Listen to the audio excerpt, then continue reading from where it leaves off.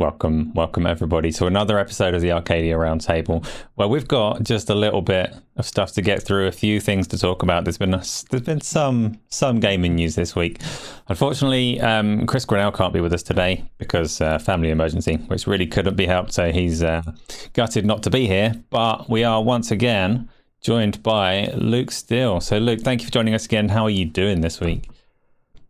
I'm very well, thank you. Yeah, thank you for having me.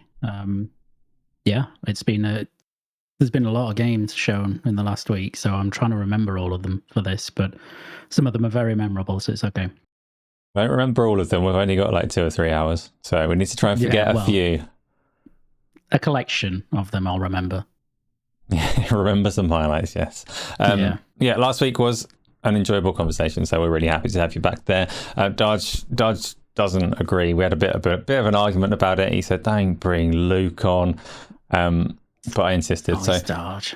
No, I didn't. Yeah, I'll bring Gamsley on.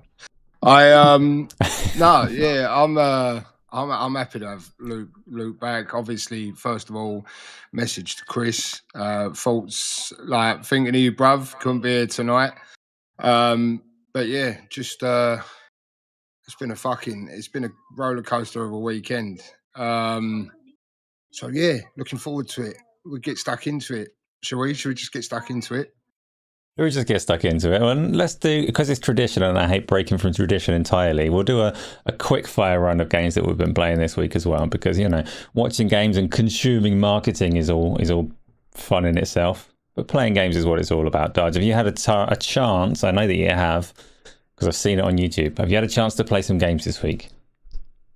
Yes. Yeah. I don't think I started it last week. I started Elden Ring. Yeah, it's weird. Like, I really enjoy it. I've only really tried Dark Souls 1, and I just was like, nah, and just turn it off. I think what Elden Ring does well, for me, I was saying this to Crypt and Raph, members of the channel who are big From Software fans. I said, I think the reason Elden Ring was this big critical darling that it was the fact that it was open world and you could get out of certain situations if it got a bit spicy, you know what I mean, and stuff like that. There's more stuff to discover. Exploration's like a big part of it as well. So yeah, just been banging away at that. I got can't remember. Godric was the last one I got past, so now I'm in Lernia of the Lakes in that area. But yeah, I'm enjoying it, you know. But yeah, I think really, I mean, like, obviously some of the stuff that we talk about on a couple of the showcases, there was some demos that dropped. I got to play one of those, but we'll talk about that as and when we get to it. You got my footage up there with my fucking dopey face, but yeah, it's the same one you're wearing now, just a different colour. When I'm concentrating, mate, there's banter all day long with the lighting, but I don't know actually, because I use the software for that. Cock-a-doodle-doo that, mate. Yeah, I think it's the software I use. Oh, my boy. That's it, cockle-doodle-doo. That's it. Hang on. Yeah. I think it's the software that I use for the streams. I think it dumbs the colour down. I'll try with Discord. But yeah, go on, jump on with Luke. I love that. I love that as the UK home learner. It's cockle-doodle-doo. That's it. That's all you need to know. Yeah, that's Elden Ring on Darge's YouTube channel. So if you're not really subscribed over there, he is streaming regularly now. It's all right. Nobody minds, Darge. Nobody minds. I speak for everybody when I say that nobody minds. Yeah, so subscribe to his YouTube channel if you want to catch some live gameplay and reactions to things that are going on. Luke, tell me what you've been up to. I haven't actually been playing much, which is a bit disappointing. I have been trying out some stuff on Steam, because it's Steam Next Fest at the moment. So there was a couple of demos that I was interested in, one of which was the demo for Flintlock, which was actually in the Xbox Showcase. So I tried that earlier. And that's a cool game. It's very linear, Souls-light, I think they call it, and it definitely feels like that. It runs very well. looks nice. And yeah, the hour or so I played, I quite enjoyed actually. So that was cool. I also played The Altars, which has a demo up, which is very interesting game. Sort of single player survival. This war is mine hybrid, where you use clones of yourself effectively to help manage your base. So I've not got that far into that. I've only got into the very rudimentary kind of early stage of the demo. But what I will say is it's very impressive visually.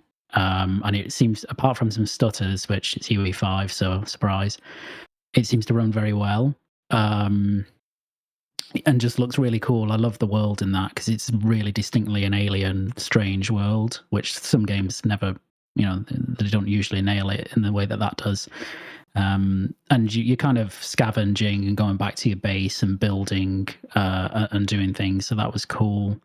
What else did I play? I have downloaded Riven as well, a demo for that, which I think is like the Myst style game. Yeah. Haven't played that yet, but I'm going to. And I've got some others downloaded as well, but I can't remember what they are. But there's a lot of really good demos this year on Steam Next Fest, so I'd highly recommend people checking it out. So when you played The Altars, I know you said you haven't played it very long, but it's got a fair split of time on the ship and time exploring the kind of alien world surface. Mm-hmm. Yes, yeah. So you have to go out to get your materials to come back to upgrade your base, and then there's a really cool mechanic, which is the game has days. So day 1, day 2, day 3, etc. And I think at least at the start you have 9 days before the sunrise hits the planet, and when the sunrise hits in your area, it will actually just disintegrate you and everything in it. So the idea is you have to get the base up and running so you can move. So you've got 9 days to do that, and how you spend that 9 days is up to you, but you have to produce the material to get you going. So it's a nice little stakes in there. And if you get disintegrated, do you become one of the alts, or are you like a main alt and that's it, game over? I think you're a main alt and it's game over. But I would really like to see. I've not tried it yet, so maybe there's some tomfoolery in there as well. That's a really weird, really distinct game that I'm quite interested in, but I'm not sure I'm going to do the demo. Tony says that the walking is weird, I'm sure. Yes, it is. Yeah, he just walks slightly strangely. I will say that. He also runs quite strangely. But I don't know. It's not his fault. He's crash landed on a planet. But not like as a central, like it's not a gameplay mechanic like walking strangely in Death Stranding where you're going to drop all your stuff. It's just weird. It's just animation. Yeah, it's just animation.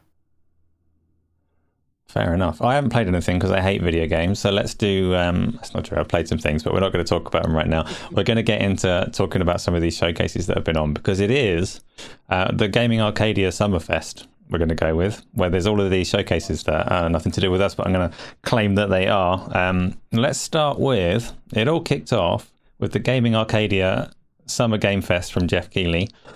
That was a show. Let's start with Luke, because he's got coffee in his mouth. Luke, did you enjoy Summer Game Fest overall, and can you give me some of the highlights from it? I did not enjoy Summer Game Fest, as in Jeff's show. I went in with lowered expectations because Jeff told me to, as he told everyone. But even then, I came out quite cold on that show. I really did like. Usually you get a couple of things from these shows that really interest you and you think that they maybe salvage the show. But I really didn't feel that at all when I came out of it. Like it was just not, I don't know how to describe it. It was just not great, even for some of the shows that Jeff does.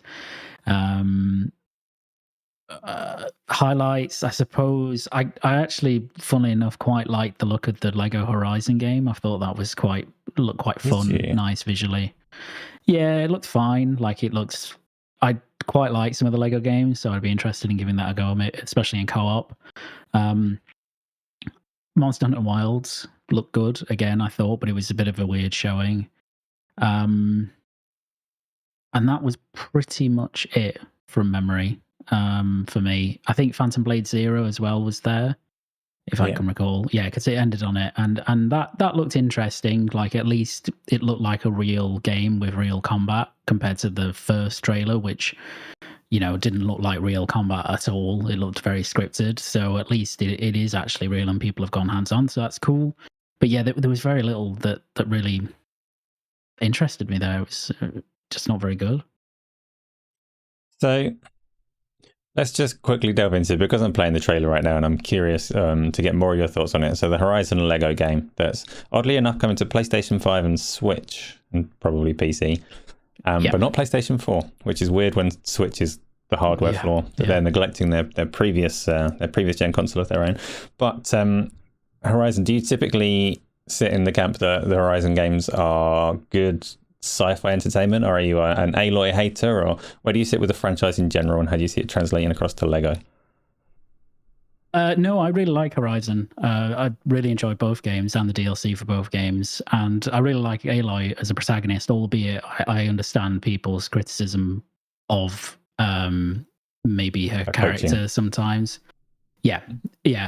So what I really liked about this was, at least that, you know, they made Aloy really silly and gave her, and I saw some people saying, well, she's got more personality here than she probably does in the actual main games, which is true, I suppose. But yeah, Aloy in the main games is a bit more neutral. She's a bit more of a canvas through which the player does things, a bit like someone like Geralt, right, who doesn't have loads of distinct personality of his own, but he's got enough. I mean, big fan of the series, and I mean, Sony are really pushing it, right?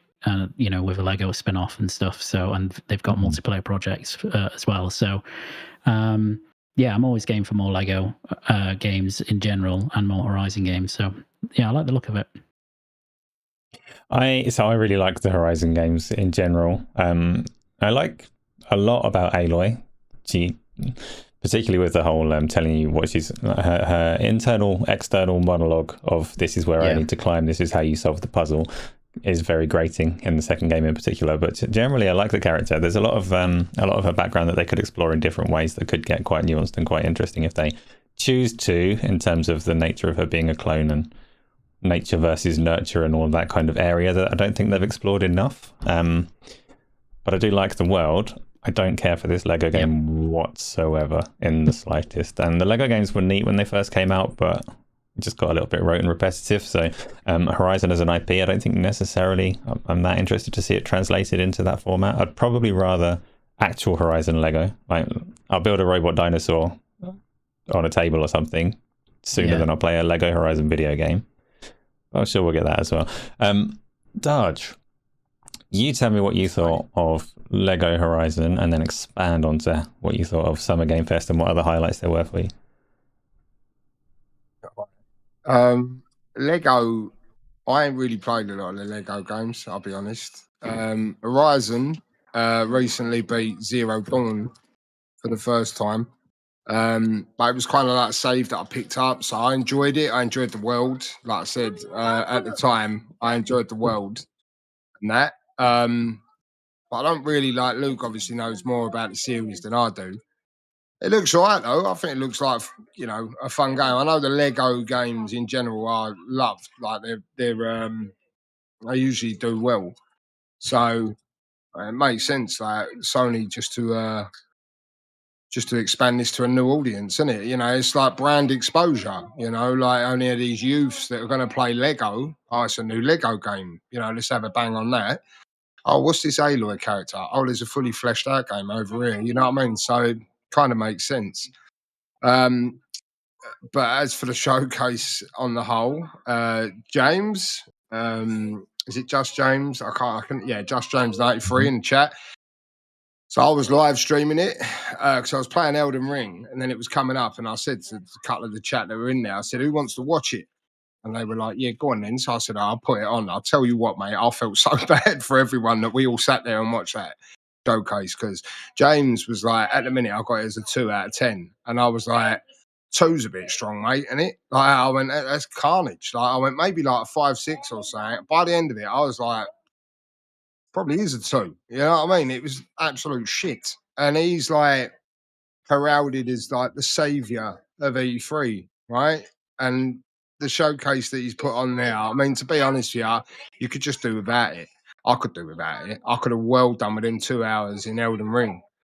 You know what I mean? There was nothing really there. You know, not being horrible either saying that, but you had that was the one with Phantom Blade at the end, right? The Phantom Blade Zero, yeah, that looked really good. But like, when you look at it on the whole, it was a lot of smaller indie type games and expansions, and then obviously like one of the big earners for them was like Valorant's console port. You know what I mean? But all in all, it was just like.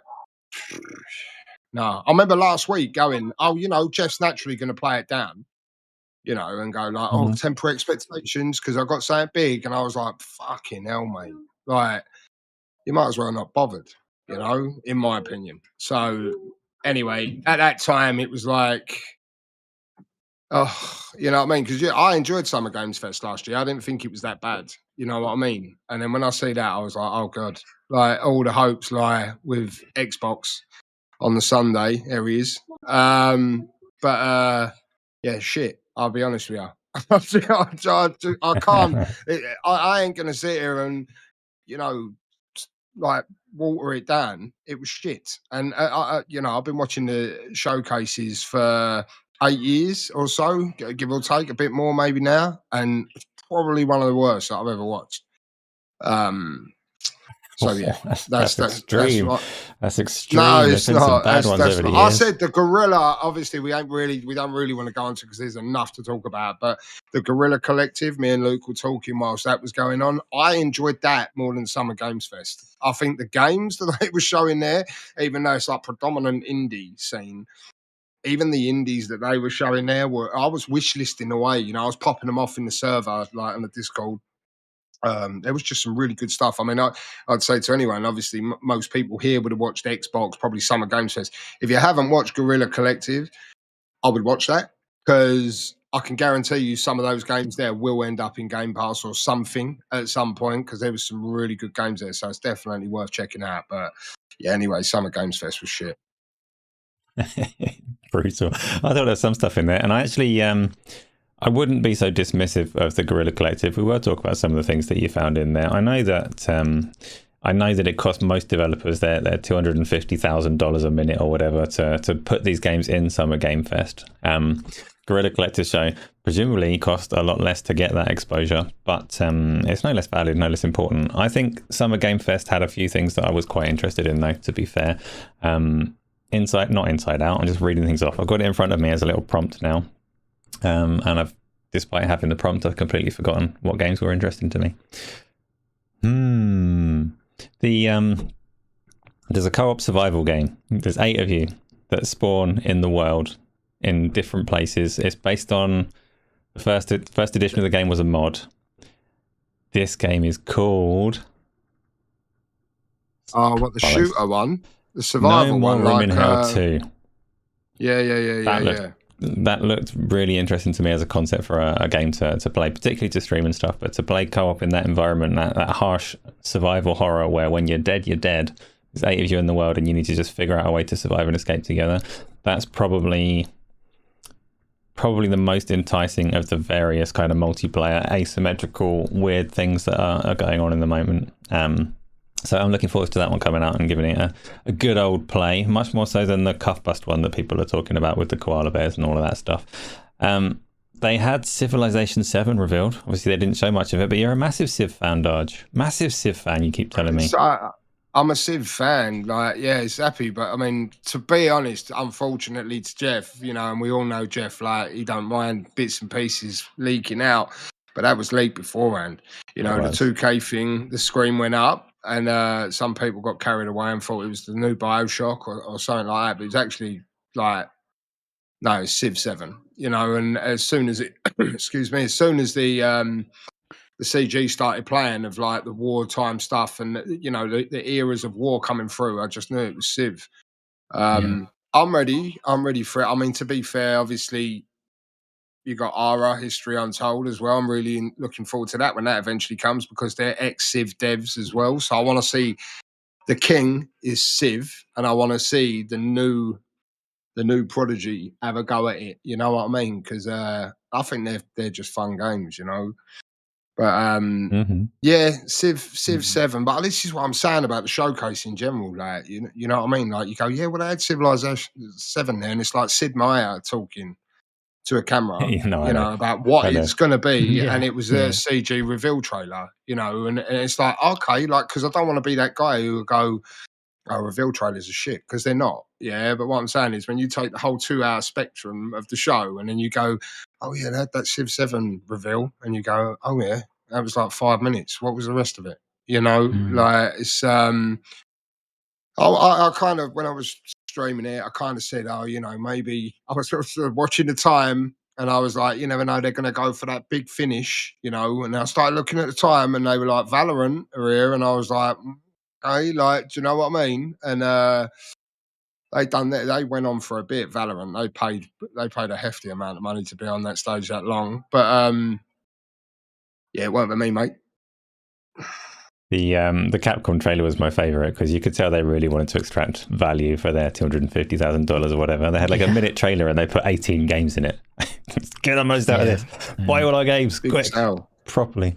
It's did you find that you were watching it with that in mind? Because obviously, right before the showcase happened, we also got, I guess these are more damaging leaks in a way, right? They were to me, because it made it quite hard to take the showcase seriously and watch it without this lens and perspective over it, that everything in there cost an awful lot to put in there. And showcases, it's not like a secret that they're marketing events and big beats to get us hyped and excited for games. So it shouldn't have been a surprise, but just seeing the numbers laid out before the showcase, knowing just what kind of arrangements are in place to bring these games to your eyes, did that hamper your enjoyment? Did it impede it, or was that just whatever?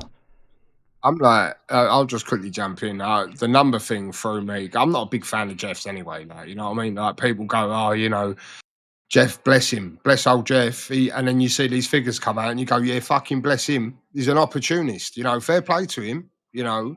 But like back in the day, it was spread, you know, you could pick and choose where you wanted to go and this, that, and the other. Whereas now he's saying, have it on our stage, you know, when you're coming off on the back of last year in the VGAs, it's an attractive proposition, you know, come on our stage, but it's going to cost you 500 large, you know, if you want a hefty, you know, gameplay slice, you know, with a bit of announcement and all that. It's a lot of money, you know. It's a lot of money, you know, and it's just another bit of like taste in my mouth regarding Jeff. So yeah, I don't like it. Do you know what I mean? And I think that's why you're seeing a lot of them now who are just like, a lot of stuff gets announced either like on a social media post or a YouTube video. You know, like they do like a Twitter post and then go click the YouTube link, and then they have their own in-house production because it's outpricing it, you know. But yeah, the figures definitely put me off. But what do you reckon, Luke? What you saying? I don't know if they put me off, but I did feel myself thinking about it as the show went on, particularly because in the absence of the big, I mean, I know Sony were there, but with really a small thing, but in the absence of the big three being there effectively, and then also, you know, EA weren't really there, and Ubisoft were there, but just for a bit. You did notice there was a lot of like Nexon projects or Tencent projects or those kind of publisher adjacent projects taking up quite significant time. And the most egregious one was the mobile game at the end, which had the like 3-minute advert or whatever it was, which was just absolutely ridiculous. Or something. And so yeah, it was something special. So I did find myself, you know, like, and I know some people are excited for this, but you know, them showing the first Descendant again, right? And it just looks to me so uninteresting. And there was a lot of that in the show. There was some good stuff as well, but it did feel like you could tell who was spending a lot of money there, and I don't think that really helped the show. The one segment I did like, which I've just remembered off the top of my head, was the Blumhouse Games ones, because they've gone all into horror games. I'm a huge horror game fan, so I really liked their segment because at least they were showing a lot of unique projects. They were showing some gameplay. Again, they were getting value for money because they did the stage presentation, but also that big sizzle reel of all the stuff that they've got in the works. But at least they probably that was didn't pay though, new did and they? interesting. Because they've got a foot in Hollywood, so Jeff would have invited them. Yeah, maybe they didn't. But yeah, that was okay. But everything else just felt a bit trite, really. So yeah, I wasn't a big fan. The I could be confusing my showcases, but the Outer Sloth announcement was at this one as well, wasn't it? The publishing one, yeah.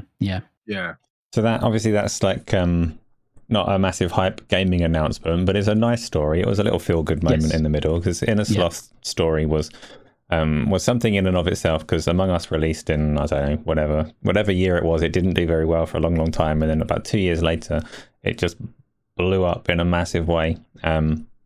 And they got rich and famous, and they continue supporting that game, and it continues to do very well. But it was nice to see that they are using that to try and give others an opportunity as well, because they didn't need to, and they could just buy yachts and do their own thing and whatever. But they've set up Outer Sloth so that they can have a little indie publishing wing and start supporting other developers that are in the situation that they face themselves. And obviously not everything is benevolent and rosy, and obviously they're going to get their money back wherever they can, but it's a nice story. It was good to see, so happy for that one. Speaking of indies though, so Darge, you were talking about the Guerrilla Collective. Luke, I know that you've watched it as well, and you've been playing things on Steam, Next Fest, whatever it is. Darge, have you got any games that you can pick out as highlights from that one that I can bring up and you can tell us about? So Final Night was one of the ones that I grabbed straight away, and it's a bit like Castle Crashers of sorts, pixel art style, and you can play it co-op. It's a 4-player. Well, basically, when I played it solo, it's you and 3 companions, but obviously, I'm assuming you could do 4-player co-op in it. And basically, you just like Golden Axe or something like that of the past, side-scrolly platform, clearing bits out and all that. But it's actually like a lot of these games on the Guerrilla Collective like really impressed me. Like, even though they're demos, like they're putting out their quality, like they're really good. So Final Night, I played that. Wizard of Legend, I just wishlist. I think a lot of these have got demos. So Final Night, yeah, Wizard of Legend looks, don't know, it's a good looking game. It looks a bit like a Diablo type game. Yeah, that looked good. I mean, like I said it earlier, like, honest to God, I would recommend people, if you've got a bit of time to burn, it's a long showcase, wasn't it, Lou? How long was that showcase? About like 2.5, 3 hours? I think, yeah. Like 3 so hours, got a bit of time to watch. I watched about half of it, and it was quality. There's a game set in Britain called Hollow Body, and it reminded me of like OG Silent Hill. Like, it was, it wasn't the most polished game in the world. There's a demo of that as well on Steam. But yeah, it was basically like, British, like town or something like that, completely secluded, monsters, stuff like that. It had a real like Silent Hill, Resident Evil sort of vibe about it. And I think I might be talking shit, probably, because I do a lot, but I can't remember if that was one of the ones that they said it was a single dev game or something like that. But that's another one that I picked out. The Transylvania, I can't remember this one. Oh yeah, this is just another like really classic like NES platformer called the Transylvania Adventure of Simon Quest. Bit of a mouthful, but yeah, that's just another like I've just picked that out because it's another classic. I mean, I can't share my screen, but I've got the trailers and that up here now.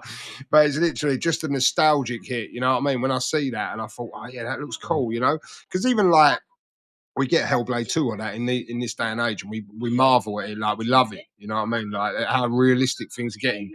But then when you see something like this, it just takes you straight back to your youth, and you go, "Wow, that looks great." You know what I mean? So I ended up grabbing that one, and it was like an anime type it's the game. Wizard of Legend trailer that's up at the moment, because I just saw that one and went, yes, you've taken proper inspiration from Hades, like clearly. Yeah, it's got like kind Hades, of power trip. Diablo. Yeah, sort of. Yeah, it probably is a bit like Hades, you know. But it's got co-op. I'm watching it back on your playback now. And the last one is Motor Slice. And this one, if you can get a trailer for this was quite a weird looking. I can't think what it's like. It's got a weird art style. It's a bit like parkourish, a bit of combat, this, that, and the other. But it's just like, I think what I love about the indie scene is like they always do something a little bit different, and that's what I like. You know what I mean? You know, when you see something like with the art style here that looks a little bit different, you think, oh, and then obviously for me anyway, with the indies, like I don't mind, you know, however much they price these games. You know, the independent developer benefit a lot more than the big corporation. You know what I mean? So you got to kind of back them. But like I say, it's a good showcase, and that was just like 5 games in an hour and a half slap. And them trailers, Luke, are literally one after the other, after the other, after the other. They show a lot of games there, so definitely check it out. It's it was a good showcase. Luke, anything from the Gorilla Showcase that you wanna bring up on top of that?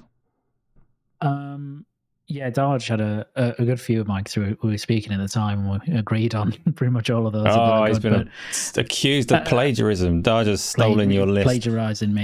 But no, but there were other ones. So they showed Post-Trauma again, which I'm really in for. This has been revealed before and I can't remember where it was revealed, but it's UE5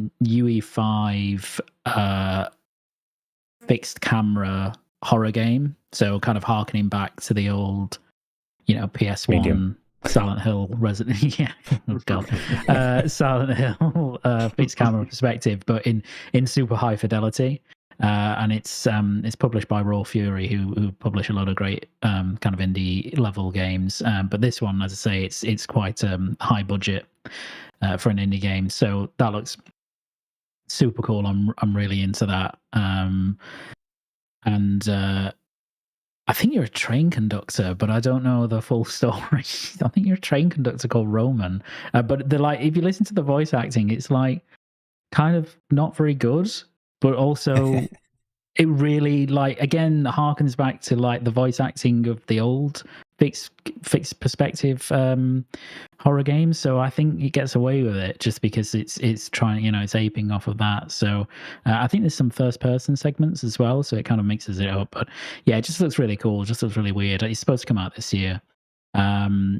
So that was one. The other one was a game which is a sequel to one of the hardest games I think I've ever played, and Darge, I know what we're talking about, but it's Volga the Viking 2, which I don't know if I think I'm in for this, but the first one gave me nightmares. It's like a 2D action platformer, basically. Like it's pretty basic stuff, but it is incredibly difficult. The first one was so difficult. It's super unforgiving because they're taking inspiration from like the 1980s arcade games, effectively.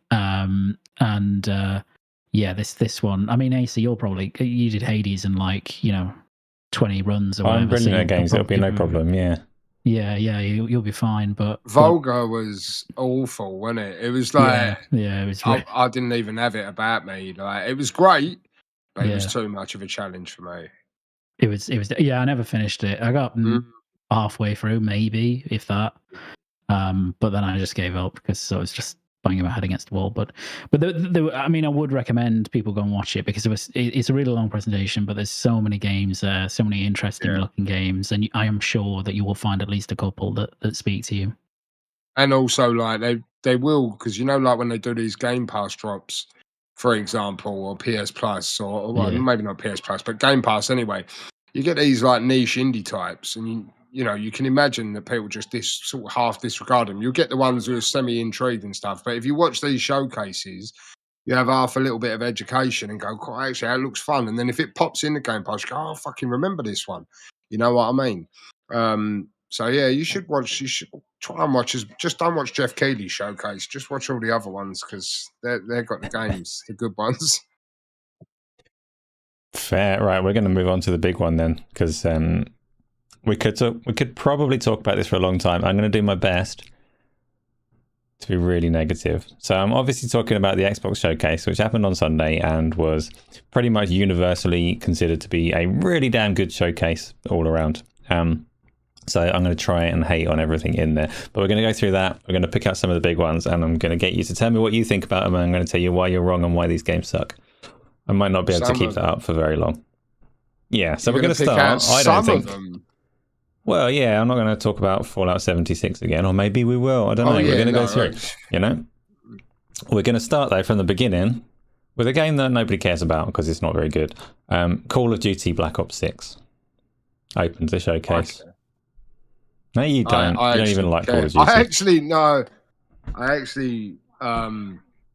I ain't played a proper Call of Duty since 2019. Like I said, back in the day, I used to just play like online multiplayer 6v6, and then it just sort of changed, and I didn't enjoy it. Warzone become a thing, so then it just sort of split everyone about, and this, that, and the other. So 2019 was my last proper one. But obviously at the start, Call of Duty, basically, when they ended up doing the deep dive stuff at the end, I'm definitely interested in this one. Like I'll go back and have a look at this one because it's got that grounded zombies mode, which I know I've got pals who we can do some of that. Like, you know, it's got them prestige ranks. Whether or not that's enough to pull people away from Warzone, for example, because that's the big thing now. Who knows? But it looks good. I think it looks really good. You know, so I'm interested in Call of Duty, definitely.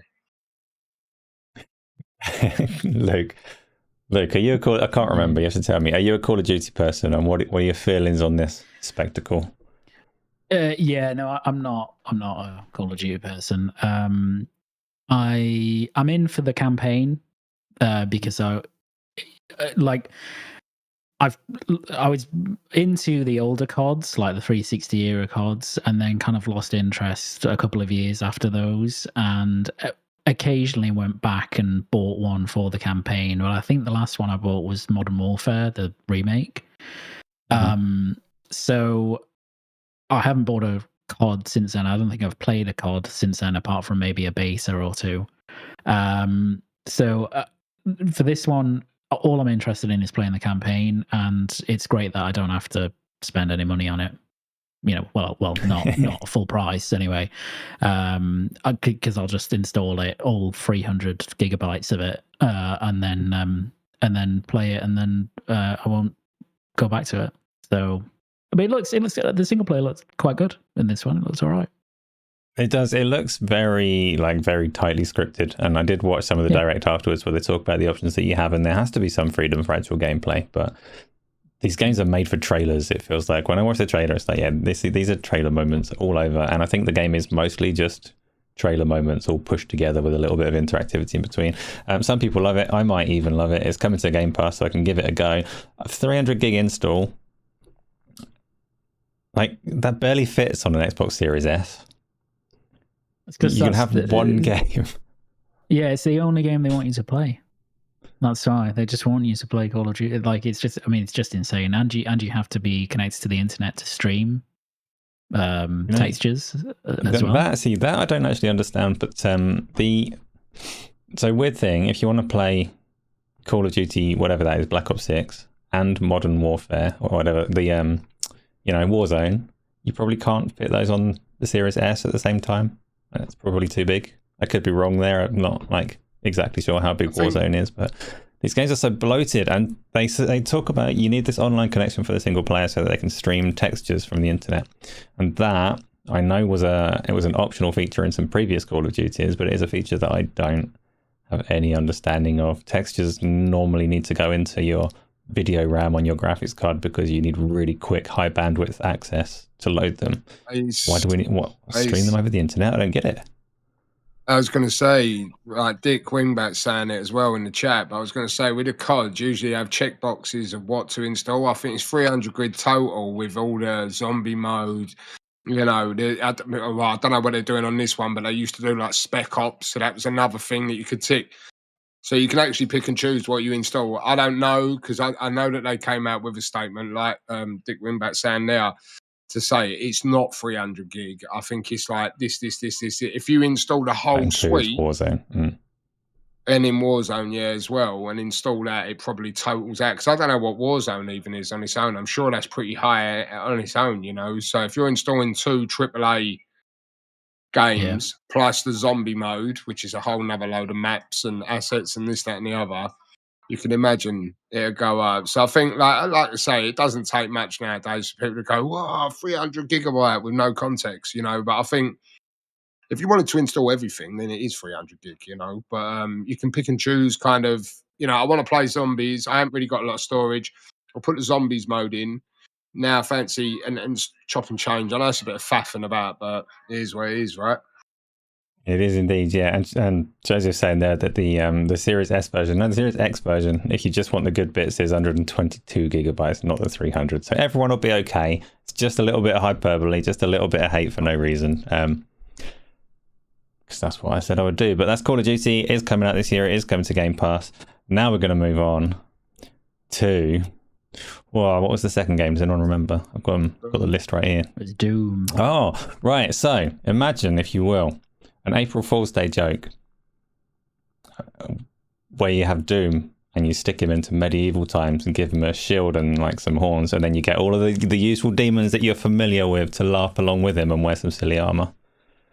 Then fan reaction is so positive, so strong that you turn it into a real game. And then it just so happens that game looks freaking phenomenal. Like Doom the Dark Ages, I'm being hateful. It's a silly concept and it looked amazing. Luke. Yeah. Tell me about it. Yeah, I mean, that was my game of the show for Xbox. Unsurprisingly, I said as much really before I even saw the show. And it just looks... I mean, you know, if people have played Eternal, especially, they know that they've taken Doom in this, like, they've really leaned into the fact that it's all a bit ridiculous. Like, it's just a bit stupid, and they really ham it up, which is great. And they do it very deliberately. And so with this one, like, you think about it, and conceptually it actually does make sense, but it also sounds really stupid and really fun. And then you see the game and you're like, this is really stupid, and it looks absolutely incredible. I need to really quickly, because Flush is saying, why is it a silly concept? And I just have to point out, this is the Doomslayer wearing his armor that is fit for the fires of hell and the vacuum of space, plus a cape. Come on, it's ridiculous. I love it, but it's ridiculous. They did a good job though. Like at the start, when it was like before he was doing whatever and ever, like he was also doing this, and then it's like they skipped to this. This game looks so good. Like I love the other two. Like you got that shield. I'm watching, but to be fair, like where I was streaming it, I was sort of looking at the chat as well, and then like sort of not really. Some of them I've gone back and watched the 4K on, but I mean, id Software. They're just masters, aren't they? You know what I mean? Like, you know that this game's just going to play fucking great on whatever you're playing it on, and you're going to feel like an absolute boss. I mean, I listened to that interview with IGN, and they had the guy, sorry, I forget his name, but they had the guy from there, and he was just hyping it up. Like, he was like, they said this is like something that they wanted to do as well. Like, there's a big mech and everything. You know, it's just going to be carnage. Like, it's going to be so... And they were saying something as well, like, you know, the glory kills on the previous games, they were sort of like scripted in a way that if the enemy was flashing, you were sort of coming around the back of him. When you push the button, you'd sort of have a set animation with the way you'd finish him. Whereas they said that they don't want to go into it too much, but they said there's like loads of different variations on that. So they've added loads of animation. It's going to be sick. Yeah. Like, make no mistake about it. Yeah, that interview was really... It was Hugo Martin, who's a creative director. Yeah, and it was really interesting, their ethos for this game, because they said... So Hugo Martin said that every time they go into development, or just before they start development of a new Doom game, he goes and plays the original Doom and gets like the core members of the team to replay it as well, to think about how they can sort of honor the history of the series but do something new. And so for this one, when they did that, they realized, or they thought, that actually the best things about Doom originally were the projectiles, like the maze of like, you know, trying to move and dodge out of the way of lots of projectiles coming at you and still kill enemies. And so he said that this game is kind of inspired by that core concept. So they've gone away from Eternals, you know, some of its platforming or its smaller areas, etc., and gone more open spaces, more enemies, many more projectiles to make you feel a bit, you know, a bit more on the edge. They've got rid of the double jump and stuff like that. They've made it a tiny bit slower than Eternal was, because that was like super fast. If people have played it, it was very, very quick. So, and all of that just sounds great to me. I mean, he's got a shield that's called the Shield Saw officially, because it's a shield and a chainsaw. So, I mean, I don't know what else people want. He's got... Yeah. I yeah. love it. I even like the I was calling it like on the stream, like Viking-esque like cape that he's wearing. You know, he's just got that, even though he's still in his Doomslayer garb. Yeah, he's got these little, he's got this cape, little shield, and he looks like a medieval warrior now. Do you know what I mean? Without the big horned helmet, you know. And then you had like the weapons, you know, that because it like the id engine's just so sick, and you see like very quickly things are happening in the trailer, and you're trying to take it in, and there was that gun which was like crushing skulls into it. And it was, and I'm just watching the animation of the crusher just moving around and putting it. It's just sick, right? It's just going to be so good, you know. Yeah, I said I would be hateful when I tried, and the concept is silly, but the game does look amazing. And id Tech are, they've always been renowned for their kind of technical masterclass, and obviously John Carmack took a lot of credit for it, but they are still really, really strong. And you look at that trailer, and as with all trailers, you don't know what hardware it's running on and all the rest of it, but the way that it streams, there's a little section of flight in there, and it's so seamless in just streaming content in, as well as looking the way it does, as well as throwing all of those projectiles around, as well as crushing up those ruined skulls and spitting them everywhere. Everything about that game looks brilliant, and I don't need every game to make sense. So I'm very, very much looking forward to that. It's possibly my favourite one in the show. There's a few that I'll say that about that were up there, but Doom: The Dark Ages I cannot floor, despite my best attempts at the start. Let's move on to State of Decay 3, which had a few more questions around it than Doom did. Luke. State of Decay 3. Yeah, it was an interesting trailer. So I did like the look of this, but I was expecting a little bit more gameplay, a little bit more uninterrupted gameplay, and I think that's some of the. I'm sure we'll go on to other trailers where I would assume we have that issue as well, if we were being slightly nitpicky, where, you know, some of these games have been in development for a very long time, and it felt like this was the time to show lots more of them, not just you know, a blend of in-engine cinematic and in-game. I think there looked to be some tiny snippets of gameplay in there, or at least what they were, you know, intending to look like gameplay. And if those bits are gameplay, I think it looks, I mean, it's a huge, huge leap over State of Decay 2 in terms of fidelity, which was nice. And they've got that new dismemberment system in there and stuff. It's running on UE5. So, it didn't tell us a whole lot about how this game is elevated from State of Decay 2, although it is clearly larger in scope, at least in some aspects. But I would have just liked to have seen just a run of like a minute or two uninterrupted gameplay, rather than a, you know, cutting from cutscene and cinematics to little tiny snippets. But I'm nitpicking, and to be honest, I wasn't super excited about State of Decay 3, but I did like the trailer enough that it's got me a lot more interested. So, what about you, Darge? So State of Decay 2 was like the game that I first played with Dealer, and we loved it. Like, it had a lot of issues, you know what I mean? It was buggy and stuff like that. But the actual what Undead Labs were going for, if it was nailed, could really work, you know, for Xbox. But obviously you had the art style critique, which again don't really matter, yeah. But like, unlike Luke, State of Decay 3, when it was announced, about 4 years ago, wasn't it? I think it was when they did the initial reveal for it. I was like, okay, because they've been acquired by this point, and it was like, okay, just let them, cook, but let them go and do their thing, and back them and give them everything, and don't rush this game out. Just give them the time. And then this trailer, that's gameplay. Like, obviously not the whole thing. It's like very carefully put together trailer of cinematics chopping into gameplay. So some of the stuff where you see in the guns firing, stuff like that for me, as a State of Decay player of the past, it's kind of built on that same principle, but just with a whole new coat of paint on it. And it, like I say, I'll take the L, like if they show more of this next year and it's had a massive graphical downgrade and they go, look, you was talking bollocks, I'll go, yeah, all right, sweet.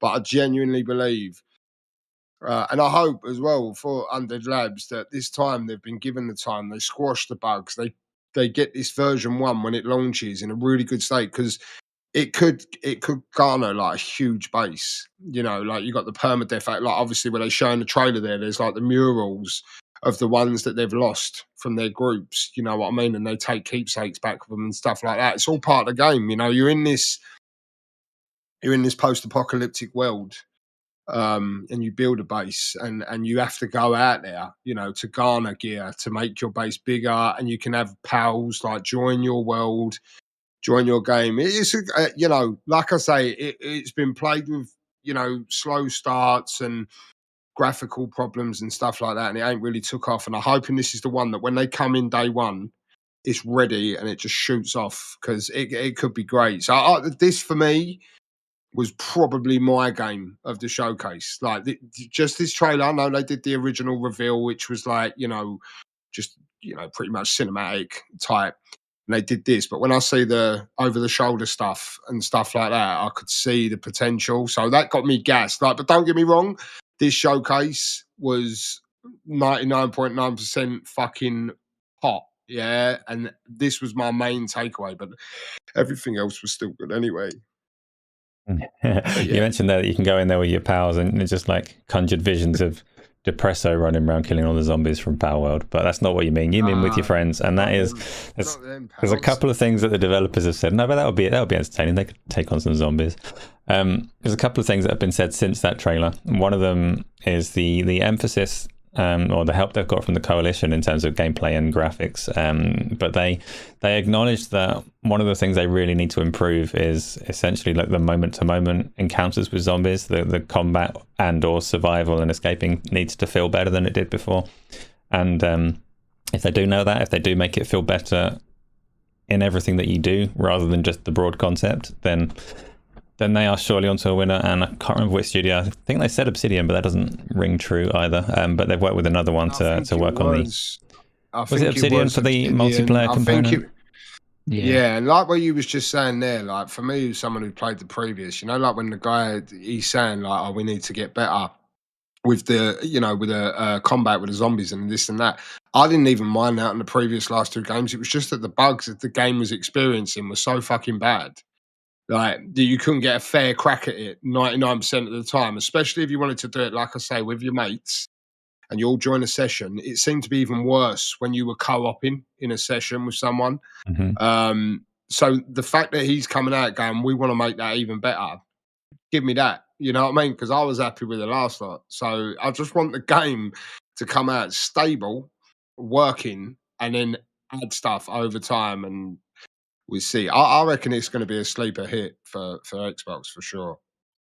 Yeah, I'm cautiously optimistic that one's going to turn out really well, because they do seem to recognize and understand what they need to do to make it a massive step up from State of Decay 2, which was, after patches and things, already kind of good in its own right. The next one, though, next game that we're going to talk about, we can probably say quite a bit about this one actually, because this trailer was not well received at all, and for good reason. But there was a further showing today, and we'll tie these together and talk about both. This is Dragon Age Veilguard, which had the trailer that's playing on screen right now, which tonally upset quite a few people, because the first Dragon Age was pretty dark, pretty gritty in its presentation and themes, and this one was pretty Fortnite-y, Marvel-y trailer. then they showed some gameplay today that again was tonally slightly different again. But Luke, have you seen today's gameplay of it? Have you seen this trailer? So tell me your initial reaction when you saw this come up with its character introductions and silliness, and then what you thought about the gameplay today as well. Yeah, the initial trailer was not good, but I do remember they did a very similar one for Inquisition, which was sort of quippy, marvelly silliness, and it Dragon Age is not an overtly serious game, at least not recently in the series, but it does it is going for a darker tone than say the D&D film, for example. So this felt a bit off, and just didn't show well, really. And then they showed the gameplay, and that looked a million times better than this. It looked like Dragon Age, like what people were expecting it to be. There's some changes which I think will be well received by some and not others, but I was quite impressed with the gameplay they showed earlier. They've clearly put a lot of thought into trying to get that series, combat aside, back to what BioWare are good at. After so long of not delivering, great games. I thought it was visually very nice. What they showed today, big jump in animations for BioWare as well, which was quite impressive. Some weird choices in terms of story for that game. Like I don't know why you don't play as the Inquisitor when you play. The last game, particularly the DLC, left the story in a place where it looked like they were going to continue it properly, and then this game, the kind of anti-hero / villain is the same as in Inquisition right at the end, but you're not the Inquisitor, but you can make the Inquisitor because they apparently appear in the game. It's just bizarre. I just don't know. I don't know what I did. Like, I'm gonna have to play it to see how it develops in story. But what they showed earlier, I would recommend that if people are even moderately interested, go and check out the gameplay earlier, because it did show a lot better than that trailer at the showcase. So I'm playing that right now, and I didn't watch the entirety of this gameplay thing, but I hear there are some light spoilers in there. So close your eyes if you don't want to see those. Like, look away from the screen. But if you are quite keen to see some gameplay, it is on screen now. I'm still quite mixed feelings on whether I like this gameplay showing or not. There's things I do like about it and things that I don't. But Darge, have you managed to catch up on the gameplay reveal for Dragon Age today or not? Excuse me, Dragon Age. I haven't played a Dragon Age game. I know I'm a fraud. But yeah, so I haven't played one. But like I say, obviously on the reveal, art styles, people who have got a love for the series have got their opinions, and whatever. I didn't mind the trailer, getting a squad together and this, that, and the other. I probably will. I probably will have a look at it. I would need to go and watch this game, because apparently, like what you just said, and Luke as well, everyone kind of echoed them sentiments that the gameplay slice that they showed was so much better. Like I say, in ACG's Discord, they were chiming up about it, saying how much better it looked. I'm watching it here now. But like I say, I've got no real knowledge of it. I mean, on the Inquisitor thing, though, I remember Jez, I think, so like you're saying about playing as the Inquisitor, the reason this one is Val is because you play as the Veilguard or something, and that's the reason it's called that, or something along them lines. He knows the series, so he said, I don't know. But yeah, like, it's a big game. It looks all right. Might give it a go. But I'm of Immortals of Avium in a bad way. Right. I like Immortals of Avium, but so I'm just watching the gameplay back now, and this is obviously it's a very tightly scripted, like, introductory part of the game, and not how it's going to play out long term when it opens up and lets you get a bit more freedom. But I'm really, really torn. It's got lots of rain, and I like that it's got lots of rain, but it all looks kind of plasticky. It looks really clean, and I love the color palette, but it looks kind of plasticky as well. But more so, I saw there was underneath this trailer that's playing at the moment, or the gameplay, there was a YouTube comment, because this features a pride demon later on, and the comment said, that's not a pride demon, that's a ghost that you've borrowed from Luigi's mansion. And it's got, like, it fits as a comment though, because my memory of Dragon Age, the one that I enjoyed was the first one, Dragon Age Origins. I played 2 and I played Inquisitor. Inquisition. But the thing that I always remember about the first one is like the blood magic and the difficulty of that tactical game. And this is such a massive departure from that. But then tonally it has shifted over time. So I'm just not sure how this is going to sit along. Supposedly there's a Dragon Age Origins remake in the works as well. And if you were to do a remake of that game and set it alongside this one, they're tonally not that similar. So I'm really curious what they're going to do with the original. Are they going to bring it into this kind of aesthetic and styling, or are they going to keep that one how the series launched? Just a question for both of you. As someone who hasn't played Mass Effect as well, are BioWare well regarded for their storytelling and the choices you make? Is that the one thing? So if you want to talk about how BioWare are regarded, then popular theory is that they're not BioWare anymore. And this trailer won't necessarily challenge that. No, but I'm saying the thing that they were lauded for was the storytelling, right? And the quest lines. Yeah. So is that not the kind of thing you want to be judging them on first, more than anything? Well, it wasn't just storytelling, it was RPG depth and world building. Right? And I can't judge them on their storytelling because we haven't seen their storytelling in this one. Apart from that it looks like Immortals of Avium in the way that you're being escorted around a city like that. But yeah, what are you saying? I'm just saying, like, the way I see it is like Mass Effect. Oh, what a story! You know, Dragon Age. Oh, what a story! You know, and then we're looking at this and going, it looks shit. And then like, it might have a good story. Do you know what I mean? If it's got a good story, I like the colours. You know. No. But I'm saying, I like the colours. It reminds me of Mortals of Avium. Oh, is this? Oh, is that? And then you might play it and go, fucking, that story was quality, wasn't it? And you go, BioWare are back. So it's like, do you know what I mean? Like, what I'm getting at is, you know, it don't look how we expect it to look. I mean, surely the most important thing for BioWare is they get back to writing good stories again, surely. You know? I will be very surprised, even if this game hits and lands really well and tells a really good story. I'll be very surprised if the narrative that they're not BioWare anymore is eviscerated by it in any way whatsoever. I think that's going to stick through this, from what I've seen of it. And that's not to say that the game will be bad. I'm still optimistic that it's good. There's things in there that I like. It just is quite a departure from how I remember Dragon Age. But then I'm also like, I've been on this earth for long enough to know that you never hold on to an IP as being anything in particular, because they never are for very long, right? Nothing lasts and stays precious forever. Everything gets pissed into a despicable money pit at some point. I'm not saying that's Dragon Age, but except for Mario. Lesson learned a long time ago. Except for Mario. Wow, not for me, Darge. Not for me. Sonic, but Sonic definitely fell victim to that one. In my opinion. It's such a weird game. I like the colours. I like the rain. I hope it turns out really good. Yeah. It has some really like striking lighting in there as well, though. Like it is a nice trailer in that sense. Weird thing to pick as feature that I enjoyed of Dragon Age is I like the colours, but you know, is what it is. Let's move on to our next game of the day, which is so Starfield and Fallout. I'm going to bundle those together because they're both DLC. Is there anything that you want to say about Shattered Space or the Fallout 76 content expansion?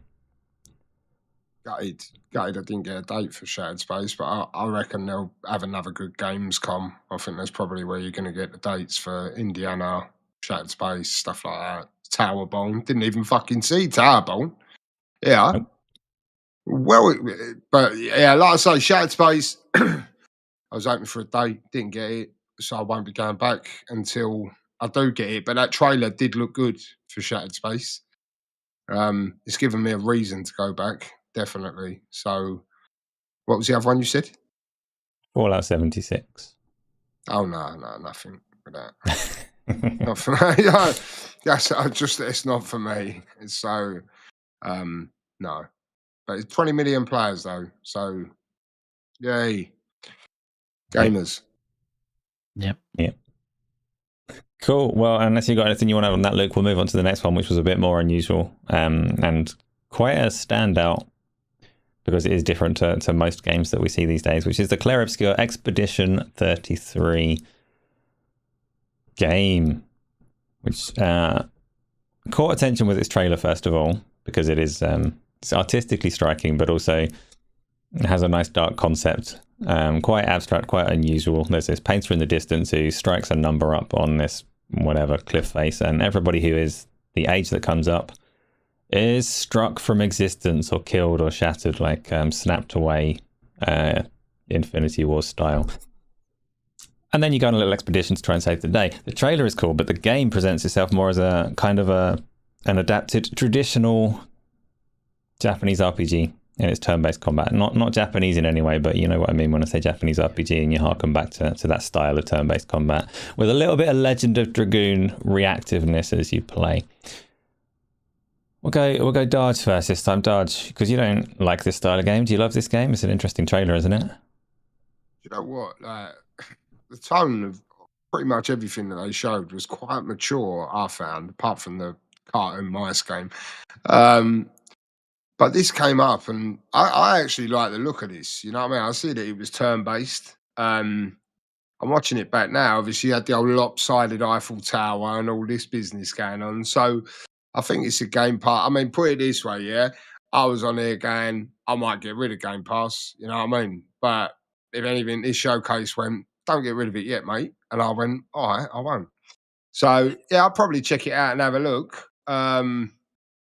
It looks good. I'm watching it back now. Like it looks really clear. And I think one thing that I really did like is Greenberg shared like the official channel, and they showed like a video of them when their trailer got shown at the event, and they was all like up celebrating and hugging and stuff. Like, you know, it's just nice, you know, to see people's work being celebrated and spoken of in a way, you know. So, hey, is it going to be a game for me? I don't know. You know, but Game Pass gives me the opportunity to try it and drop it. A bit like Hellblade 2. Most people didn't finish that. So, you know, it's just, you know, it's probably the beauty of the service, right?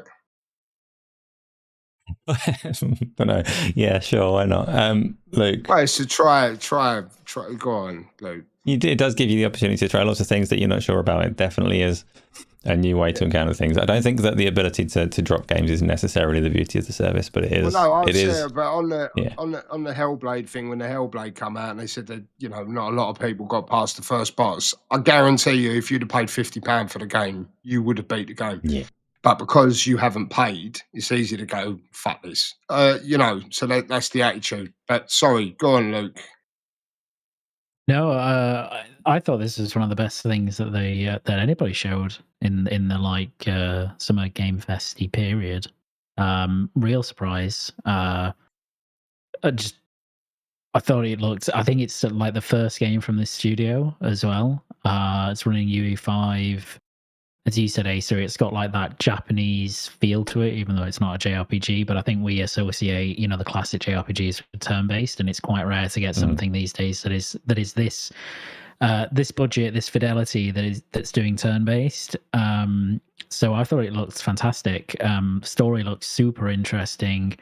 It's got this like baroque, strange art style that's really cool. And I think the main character, I'm assuming it's the main character, the narrator in the trailer, is voiced by Ben Starr, who voiced Clive in Final Fantasy 16, who's a great voice actor, a great actor. So it's just really interesting. It's just a really interesting project. It looks really nice, fantastic art. I'm just really interested in it. Yeah, it's definitely that was absolutely one of my highlights from all of the showcases that have gone by. There's every chance it will turn out to be a disaster, but yeah, hopefully not. The thing with games that have that turn-based style of combat is traditionally for me, I love them, but the combat doesn't stand without a really good story to accompany it. I would never play like Final Fantasy VII for the sake of grinding the combat alone. It needs to do more as well. But this game, on the surface, from what we've seen in the trailer, is doing a whole lot that's really intriguing. Yeah. So premise alone, I think it's really interesting. You know, it's very unique. It's rare that you see a story these days that's quite unique, but I find the concept of the actual storyline premise very unique. Yes, and the only, like, if I had a concern about it, it's the ambition is grand. Like to pull off that fidelity and all of the places that we've seen in that trailer that look so gorgeous, but to pull that off and maintain, like, you need some freedom to explore, and you need some grand scale to accompany what we've seen in that trailer, which is a big ask, but we might get it, and it does look really, really interesting. Next game, though, I'm going to go back to being hateful. Let's talk about South of Midnight. It's an Xbox first-party game from Compulsion. Beg your pardon, Darge? I said you ain't going to start hating on this game, are you? I told you I'm going to do my best to hate on things. I'm not doing a good job of it because it was a damn good showcase. I can. Watch me, son. This looks sunning me up, yeah? On YouTube. Well, I thought this looked great. Like, I genuinely like the stop motion animation that they're going for with the game. Can at first seem a bit jarring, but obviously it's what they're going for. I literally genuinely want to see how you're going to try and go neggy on this, because I think it looks great. You know what I mean? Like, when you got Compulsion, who've gone like We Happy Few, and I can't remember the game that they did before, and then they're going for a third person. You know, and some of the bits that we see, obviously, again, like Gamescom is coming up. I think they'll probably do another developer direct, because half of the stuff we see, I didn't even expect to see. So they still got stuff to talk about. But this, I thought this looked great, mate. Like, what's the matter with you? I wanted a drop of this. If there is a toggle in the options for smoother motion in these cutscenes, I find this legitimately unpleasant to look at as it plays like this. It's horrid, and if you can smooth that off, I'm all right.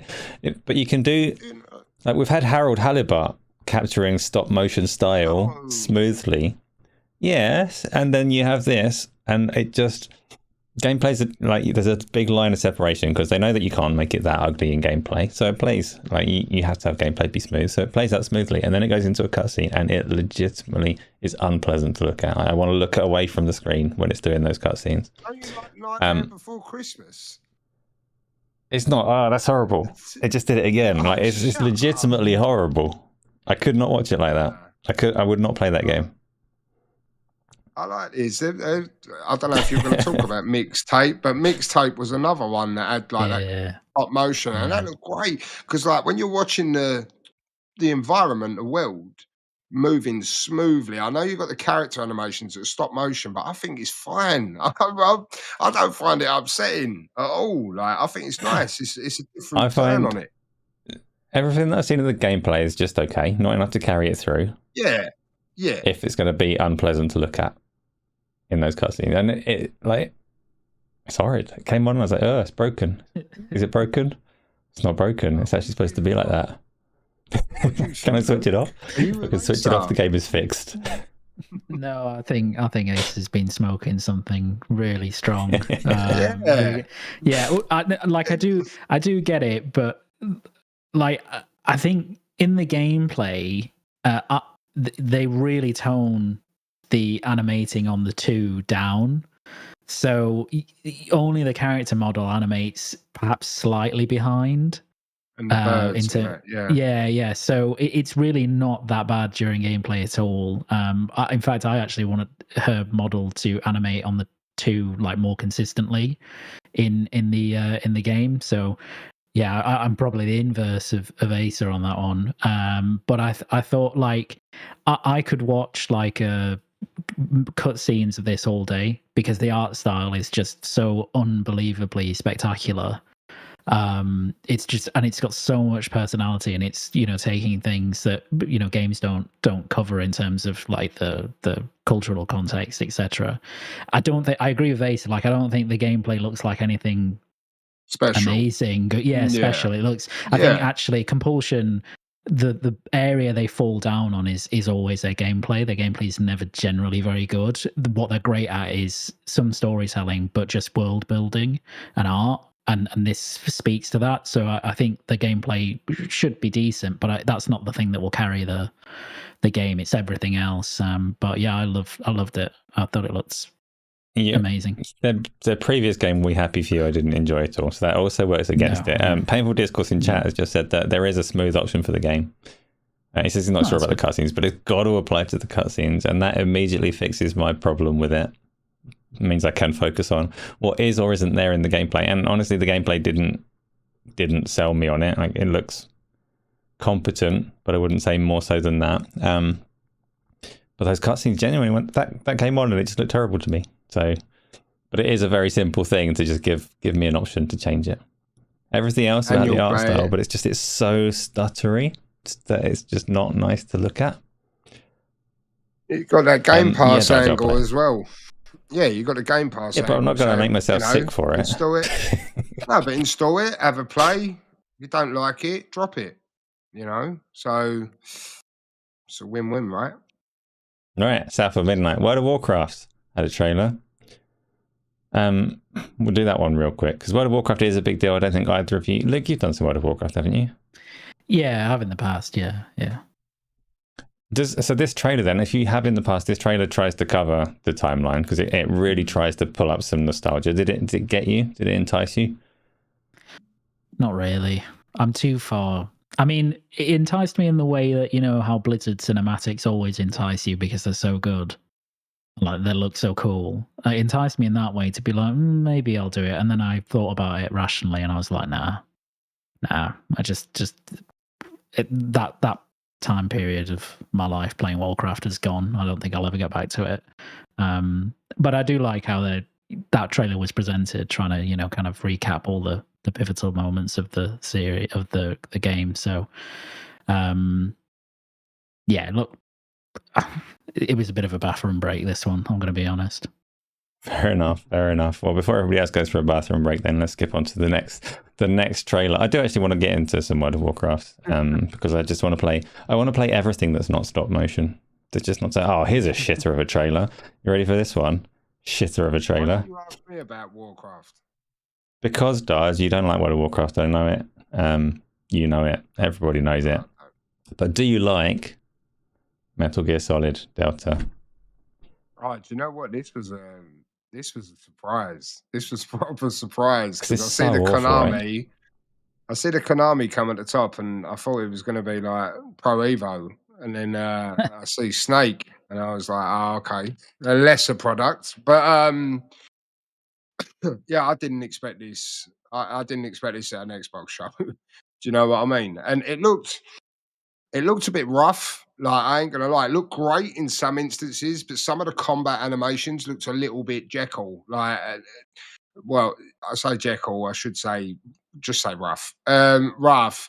But, you know, is that one coming out this year? I think they came out and said it's coming out in November, didn't they? No, I think they have. I think they came out and said it's coming out in November. They were taking their pre-orders for it and that. No, I think it was GameStop said it was coming out November 17th, and then they took it down and said, no, sorry, we're wrong, because November 17th was like a Sunday or something. So it was rumored to be, but it was rumored to also have been pushed to next year. That'd be good. I'd like to see it pushed to next year, just to tidy some of the certain bits up. Like, it was fine in certain places, and then other bits it was just a bit slow and stuff like that. But anyway, yeah, I'll play it because that's one of the Metal Gears that I never played originally. So so good. Yeah. Satama was there for the like the stream, and he said it's like his favourite Metal Gear, and quite a few people say it as well. And I kind of like the jungly camo, you know, the stealth crawling. I know Asa's going to be gas for this one with the stealth elements. But yeah, I was just genuine. More than anything, like, I was just shocked at the fact that, you know, given the whole Final Fantasy exclusivity with Sony and this, that, and other, you would think Sony would go, we're locking this down. Like, this is ours, not exclusive to their platform, but with regards to revealing and showing, it'll be associated with the Sony platform. So, yeah, it was a surprise, but hopefully they do a bit more work on it, but I'm still proud. Well, cowards and wankers. What about you, Luke? I thought this looked so good. I mean, like, I was a bit skeptical about the project, but all they've basically done, from everything I saw in that trailer and everything that I read, is that they've built assets from the ground up in terms of fidelity, and then they've slightly tweaked the animations, and other than that, they're basically leaving it as it was way back when. And that to me is like the perfect, because the gameplay of Metal Gear Solid 3 was just completely timeless, right? Like it's excellent. And I think Darge, that's maybe what you're seeing in terms of like the rough animations. It's because the animation system is effectively the old game's animation system, but just with this really high fidelity assets. But when you play it, it's so responsive. It feels so good to play, and it's the original VO. I think they're re-recording some stuff, but with the original voice actors. All the cutscenes are the same, like cinematography and direction that Kojima did. They're not messing with that. They're not messing with the story. None of that. It's basically just a really high fidelity version of that game, and that's absolutely perfect. So I thought it looked terrific. I really did, and I was really skeptical about it. But it really sold me, that trailer. Good. I hate it. I hated everything about it. I hated when he did the forward roll and the belly flop into the pile of leaves as part of his stealth maneuvering. And I'm not going to play that, even if it were on Game Pass, which I don't believe it is. But even if it were, I'd say no, I'm not downloading that. It's not for me. Gamsley said tea, coffee, wine, all three. South of midnight is crazy cool. More proof that potato is amazing, and that the problem is your evil robo here. Doesn't even make sense, Gamsley. I'm dismissing the whole thing. Heart. Oh no, if it's my heart, that does make a lot of sense. Coffee and wine, Gamsley, but it is not the reason that I'm full of hate today. I've got my own reasons for that. One of them is potato. So we're going to go straight from Metal Gear Solid. We're going to skip a couple, though we might loop back to Age of Mythology, but we're going to skip to another game for cowards and wankers.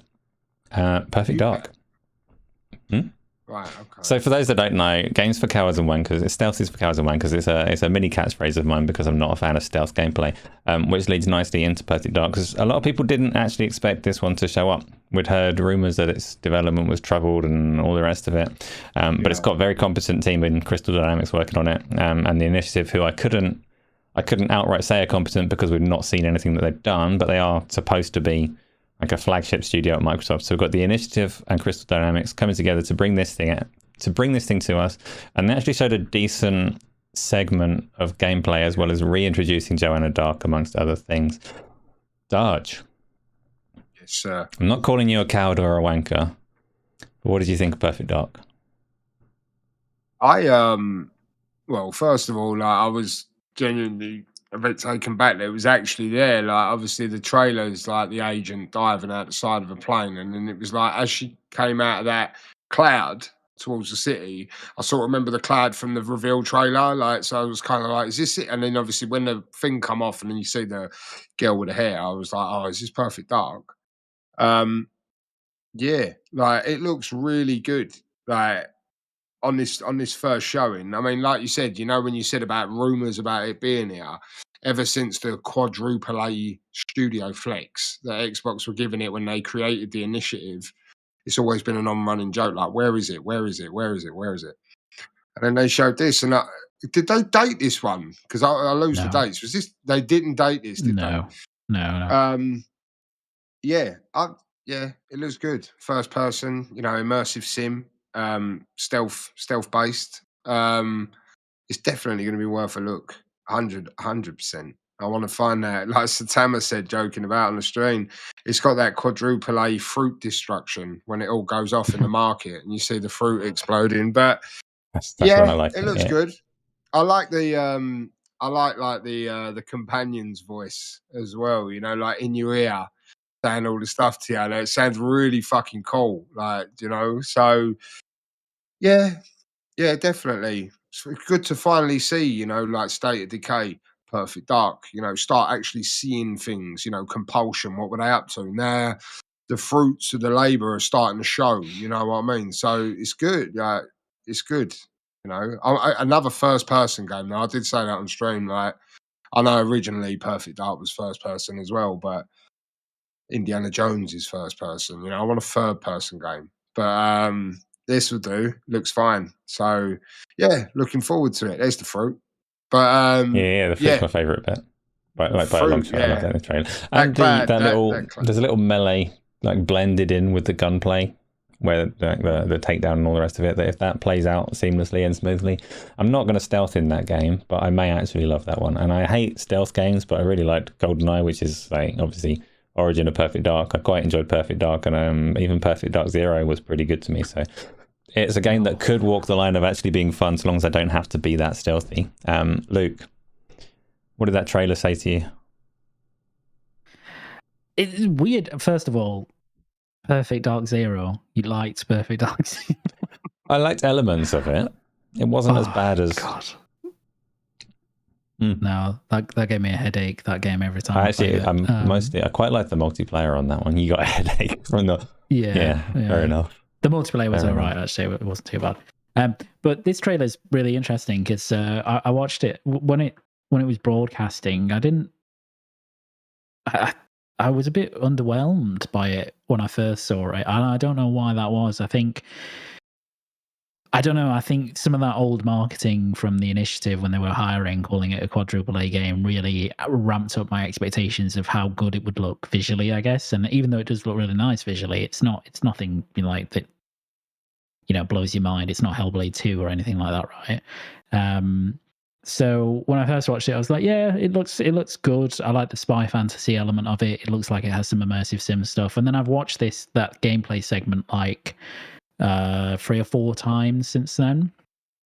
And actually, every time I watched it, it's grown on me a lot, because I do like that it mixes, it has this kind of linear focus to it, but it has those immersive sim elements. It has parkour, mirrors edgy in some ways.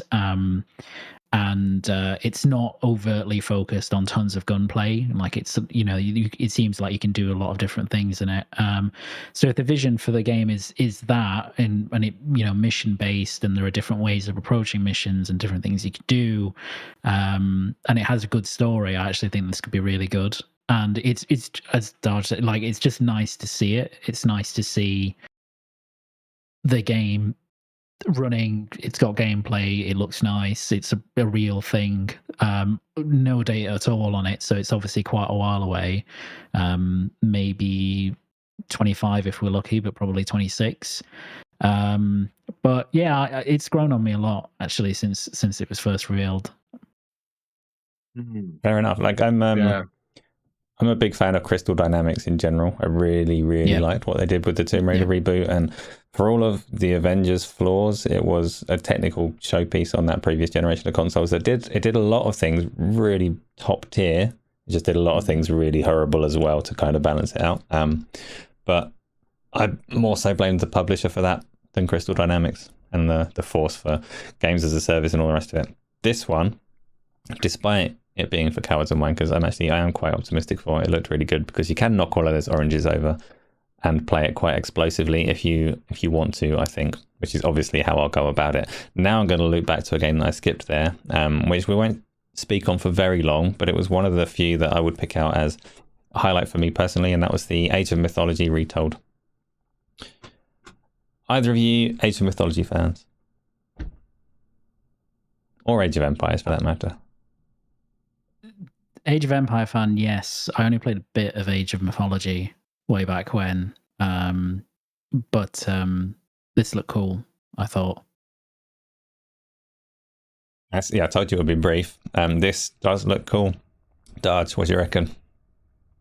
Yes, I mean, it's another like RTS type, but it was all right. Like, do you know what I mean? It just depends. Listen, if that comes out and I'm surrounded by other games, it won't get a look in, Civ for me, Ara, like I said earlier, Civ, like that's just a given. Ara is ex-Civ devs, so I'm kind of intrigued here. With this one and Age of Empires, like I know they're big, you know what I mean, but they just never really struck a chord with me. But you never know, like I might I thought it looked good, like on the trailer. But maybe, mate. Maybe. So I like the look of it. Isla's yelling there that it's the best RTS. It's not the best RTS for me because Warcraft 3 was, but that was more in the competitive arena, whereas this time around, competitive RTSs in the age of YouTube are not a thing that I can handle. Back then, when they came out, everyone was just playing freeform, figuring out the game as they go. But an RTS today, competitively, is a bunch of people looking up YouTube strategies and executing them as quickly as they can. So a lot of the magic has gone away. But as I've been doing with Warcraft 3, I can go back and play the campaigns that I never really bothered with and still get some joy out of them. I think Age of Mythology is quite high on my list of things to go and experience in that way. So I will do. Let's move on though, because there are a lot of games to go and time is ticking by. We're not going to do Diablo 4 again because we've spoken enough Diablo. We're going to move on to another big one. Fable. God, you hate Fable games, didn't you? No. No? Tell me about it. I didn't like Fable 3, but 1 and 2, I enjoyed them. I don't know. I remember when this was coming about, and like people were like, "Oh, is it still going to have that corny British humour?" You know, because anything outside the US is shit. So I'm really happy that the 2 instances that they've shown, they've had that Richard Ayoade, or however you say his name, from the IT crowd, because he's a funny guy. He was in the trailer, and then obviously we've got Super Hands. So if you watch Peep Show, you know this guy is, and he's just the funniest fucking guy. I swear. When I clocked his face, obviously he's got the long hair, so I was like, "Is that him?" Because his face a bit more pumped out, and then the voice, and I was like, "Oh, it is him." And after they're saying like he's going to be in it with you, so Humphrey is going to be in the game with you. So the fact that they're casting some of these, so hopefully Richard Ayoade is in it as well, like. But the fact that they're actually casting some of these humorous British actors, it's just gassing me. Like, you know, every time, and obviously, you know, when there was that whole debate, was it where did they show the last lot? Oh, last summer they showed Fable again, didn't they? And people were like, "No, that weren't gameplay snippets." And it was a bit like the State of Decay 3 trailer. You know, they were carefully chopping gameplay segments in along with the cinematic stuff. But this time, you can tell that's gameplay. You know, this stuff here. And I was always saying, like, I wanted to see how this Forza tech, because they're gods with the engine, you know, as well as Turn 10, but they're gods with it. I wanted to see how they could build out a third person open world game. And it looks like it's going to be good. Like, I'm really looking forward to it. Like I say, this whole showcase is like, is what was being said for so long. The production line, once they start getting it right, and like I said to you on this show before, expectations for Xbox in everything they do now should be as high as possible. You can have them. This showcase, and everyone going, "Oh, it's the showcase of a generation," or fucking whatever. You know, they should be doing that every year because of the amount of studio talent that they've got. So, Fable will be great. Like, I have no doubts about it. It'll be, obviously it's got the story side of things, like what we just said earlier with Dragon Age. We can't tell with the story yet. It could be a beautiful world with the fucking shittest, blandest story in the world, and it'll affect it. But we won't really know until we get hands on with it. So yeah, I'm really impressed with it. Really looking forward to it. Yeah, that's it. About you, Luke? This trailer annoyed me, I must say. And it annoyed me because it was just a longer version of the type of trailer they released last year. And again, what I was hoping for is just extended gameplay at this point. Like, last year was fair enough because the game was a while away, but this time I just wanted like a gameplay segment, so I got quite annoyed. Well, not really annoyed, but you know, slightly miffed. I love what they're doing with it. Like, completely love. They've nailed the tone. They're really leaning into British culture in terms of actors, you know, comedic actors, etc. And I think the gameplay snippets they're showing look spectacular. But I just again wish there was just more of it. Particularly because they did the same sort of trailer last year, and they're great. They're very entertaining, and the game looks really, really good. But I just want to see more of the world. I want to see more of the combat, especially. Like, how does that look as you're actually doing it? They show very brief snippets of it, but it's never quite enough.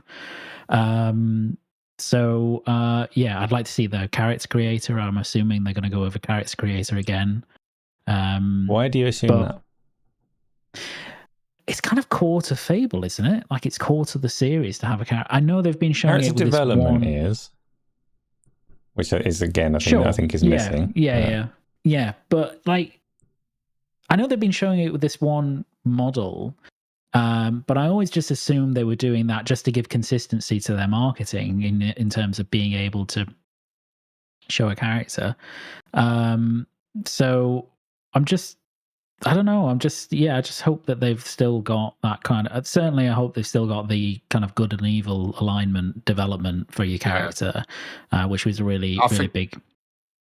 Yeah, I was going to say, look, just chopping in there, like obviously with the way the story beats were in that trailer, when they said he goes, I had this one hero before, and then it's like, oh, she's come back and she's going to be like the villain of the piece. But like I say, also with what you were saying with character development, or character creator, it doesn't have to be fully fleshed out. No. You did used to pick what your hero was going to be. You know what I mean? It didn't have to be like Cyberpunk. You know what I mean? No, it was never that extensive or anything like that. Yeah, no, that's right. You just picked the hero that you wanted, and you'd go in the world. So it ain't going to kill it for me, but it would be a bit of a killer, for others. So I do agree, mate. Yeah, but yeah, I just like it. It would be nice just to get a deeper dive on the game as a whole, on the mechanics and gameplay. That's all. But in terms of like what it looks like and the tone, they've nailed it. So I'm really looking forward to it.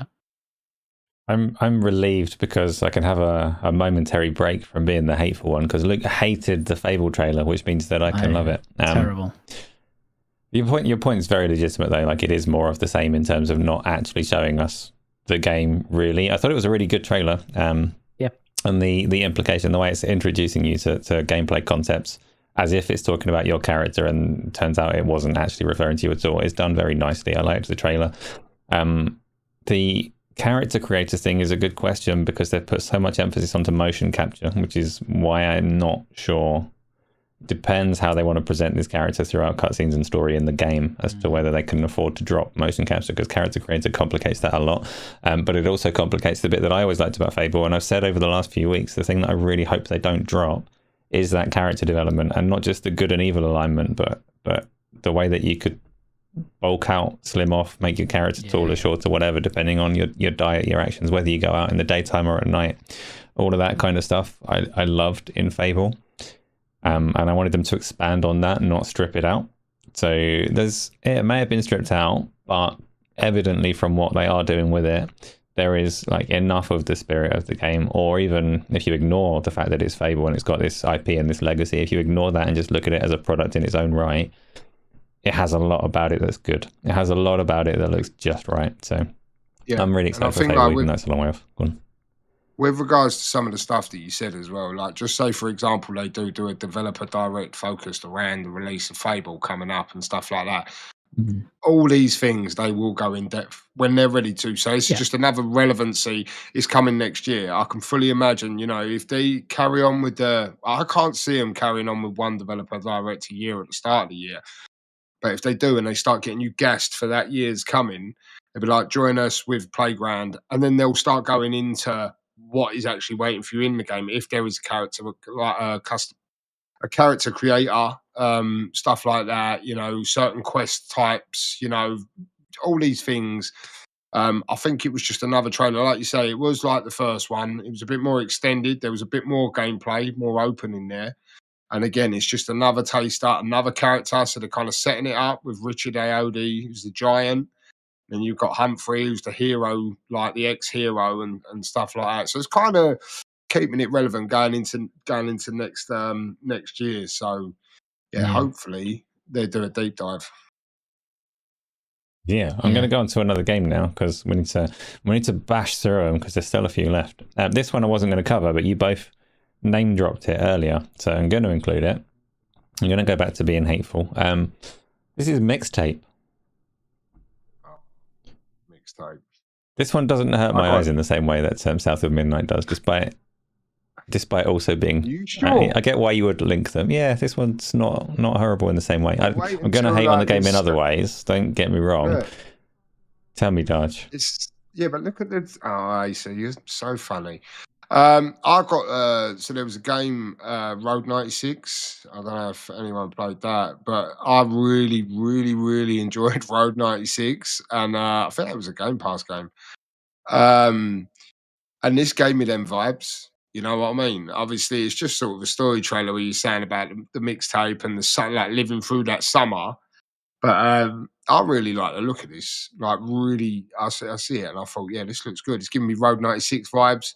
Hopefully, there's like a branching storyline in there where you can sort of, go different ways and get the. Because the beauty with Road 96, if you didn't play it, was everyone who I know who played it, we all had completely different endings. And I love stuff like that. You know what I mean? No one's playthrough was the same. So hopefully, it's something along them lines.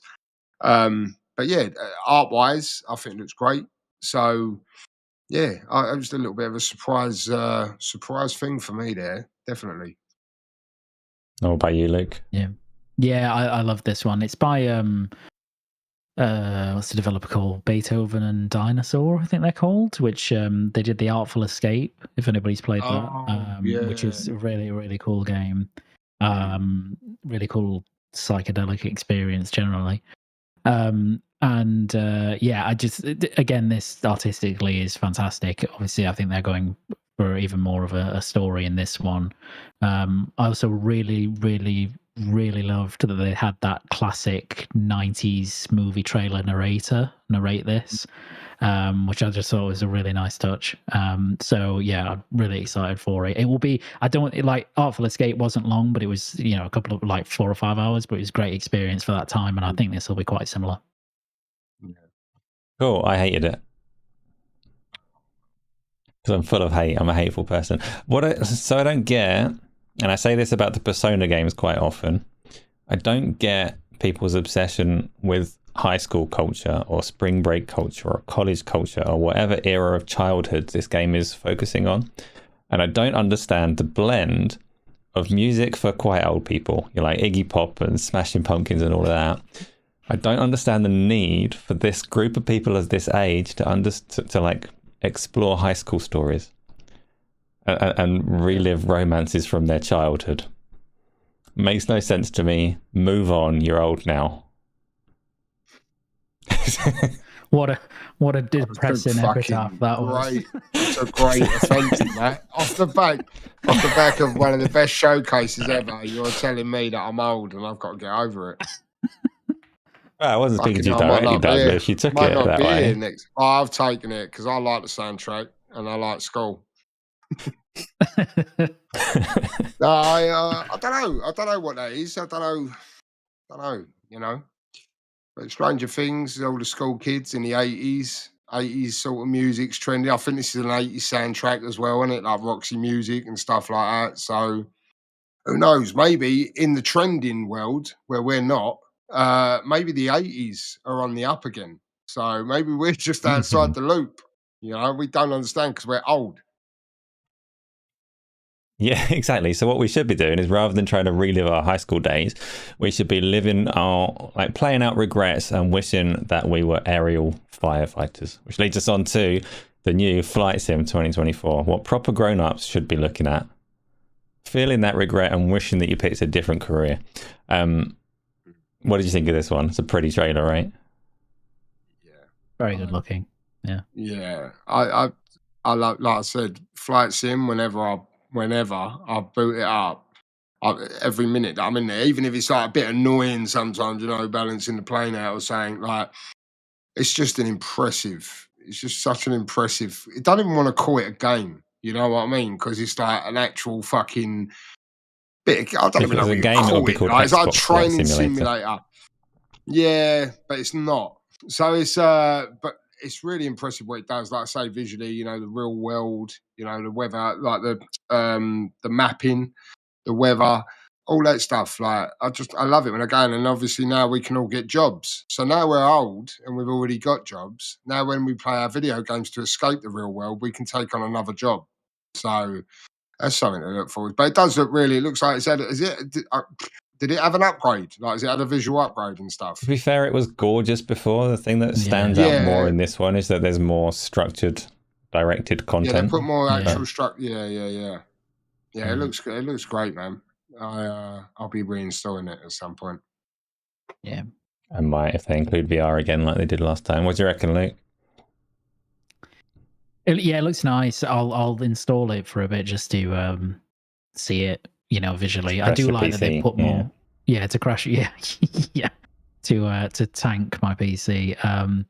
I do like that they put more structured activities in it, as in more, and they're not gamey because they're still simulating real activities, but a bit more interesting than just flying. I think that's pretty cool.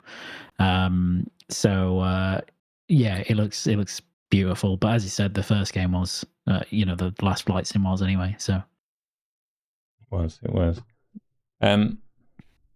Wait, I've got a typo. There we go. So that's flight sim. We're moving straight on, getting through. How many more have we got? Quite a few. I'm going to put this one on because I really like the look of it. It's a little ways out, and it wasn't only in this showcase. I think it was in Summer Game Fest as well. Mecha BREAK. Make your Transformer kind of Gundam thing. Make it all colourful. Go along the ground, fly around, be an aeroplane, do all kinds of shit. Shoot each other.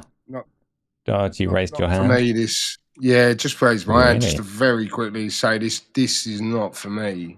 But it's not to say that it's a bad game or it looks shit. I can just tell straight away. I don't really get on too well with this sort of, like Ace Combat, stuff like that, this sort of heavy-handed fucking, look at this, off-key. It remind me of like being in a nightclub or something. So I'll give that a miss, otherwise I might relapse. So, yeah, no, it's not a game for me. But, yeah. Yeah, looked all right. You did nightclubs horrifically. You were flying around it and stuff with energy swords or whatever. Luke, not a fan of this one?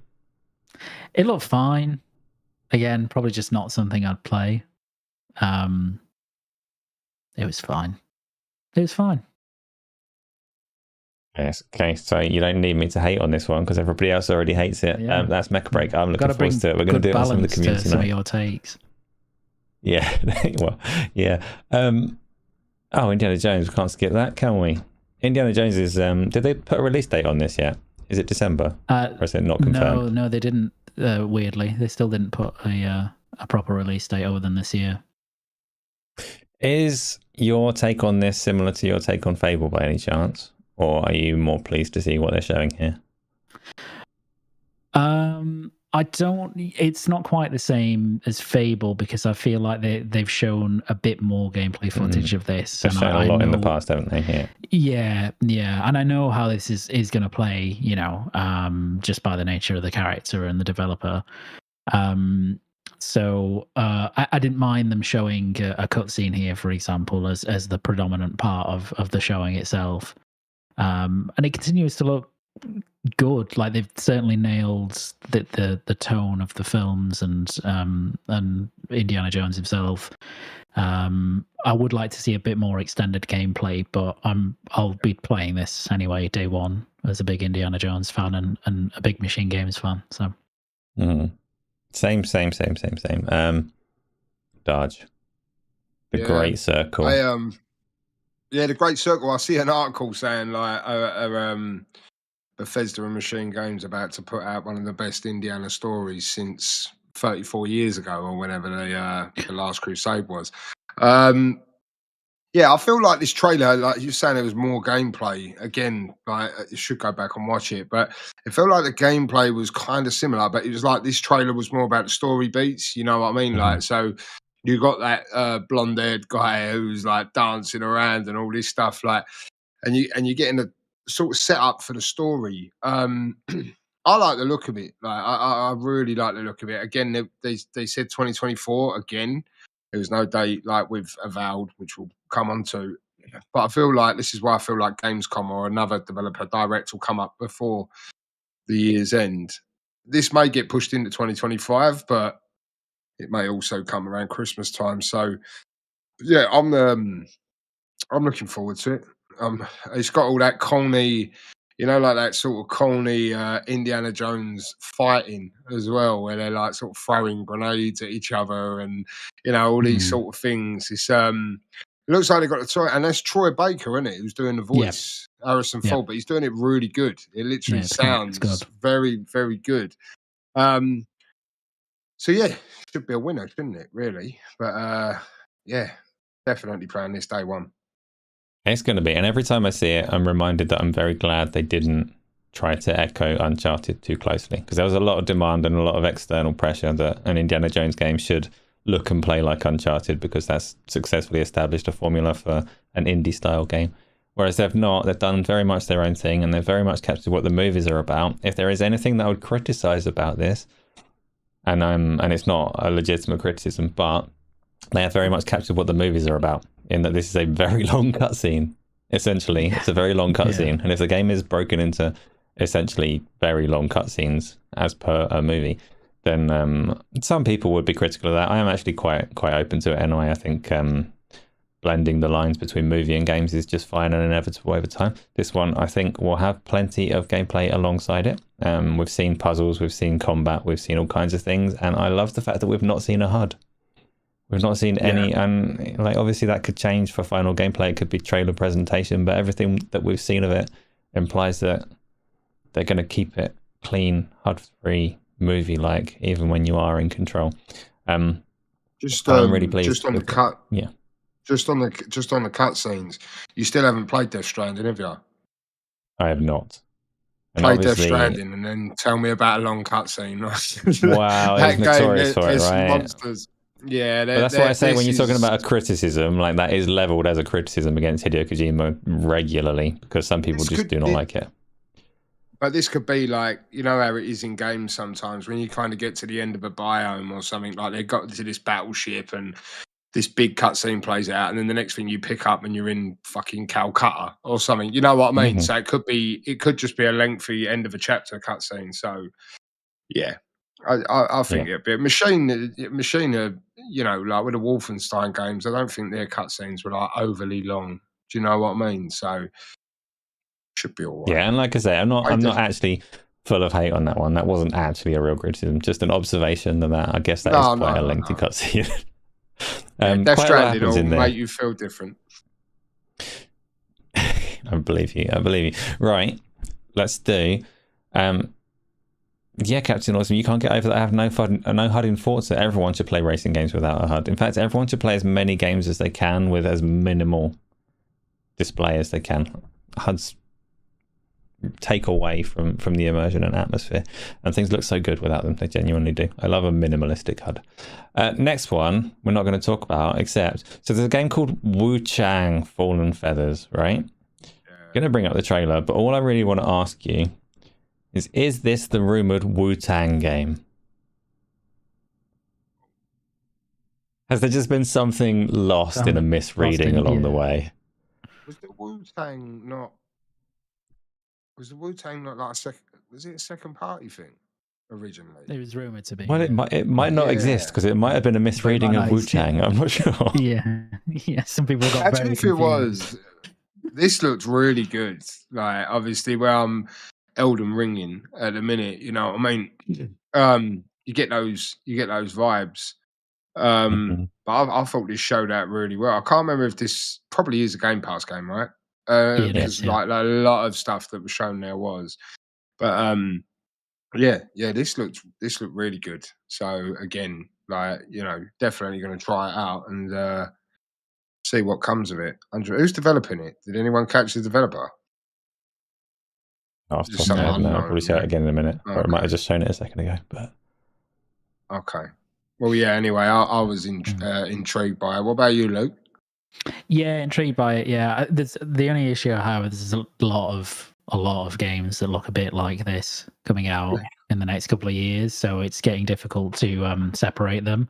And I'm all for this, but it's getting really close to too much saturation of this style and genre.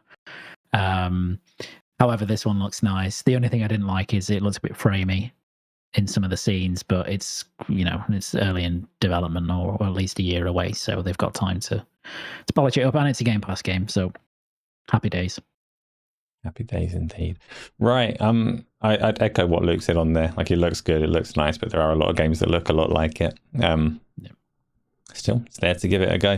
Next, Avowed. That's all I'm going to say. Darge. Avowed.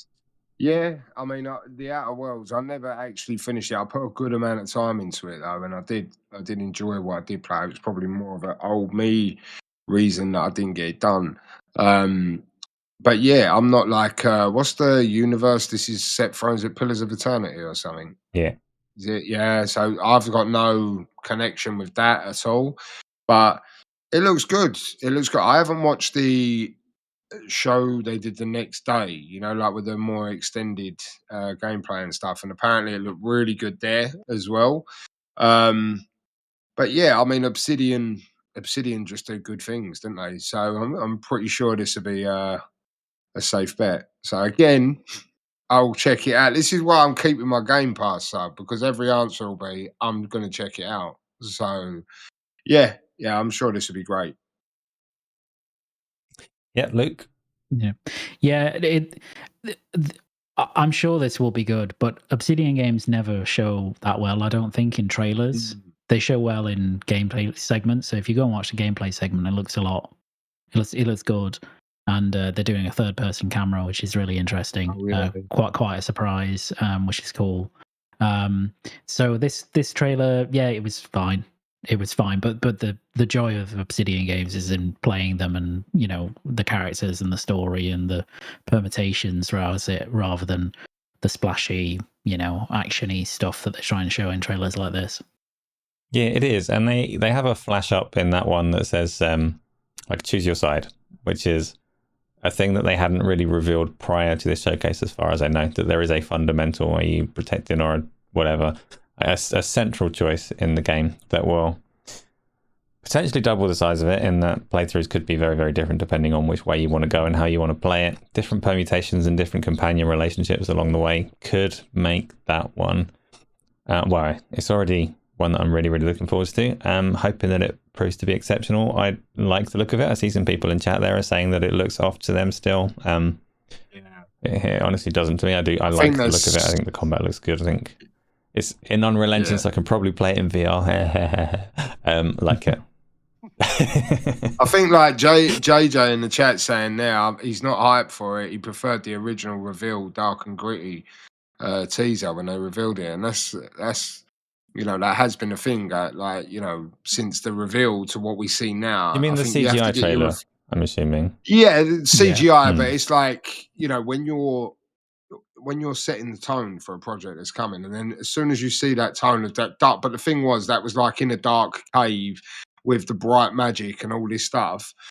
And then the next time we see it again, it was like all colourful, like fucking, do you know what I mean? Like Willy Wonka's factory. It was like all like that, and it was like you can imagine, like JJ's like, what? Where's that like really dark tone game gone? You know, and you have to set expectations correct, you know, and that's why.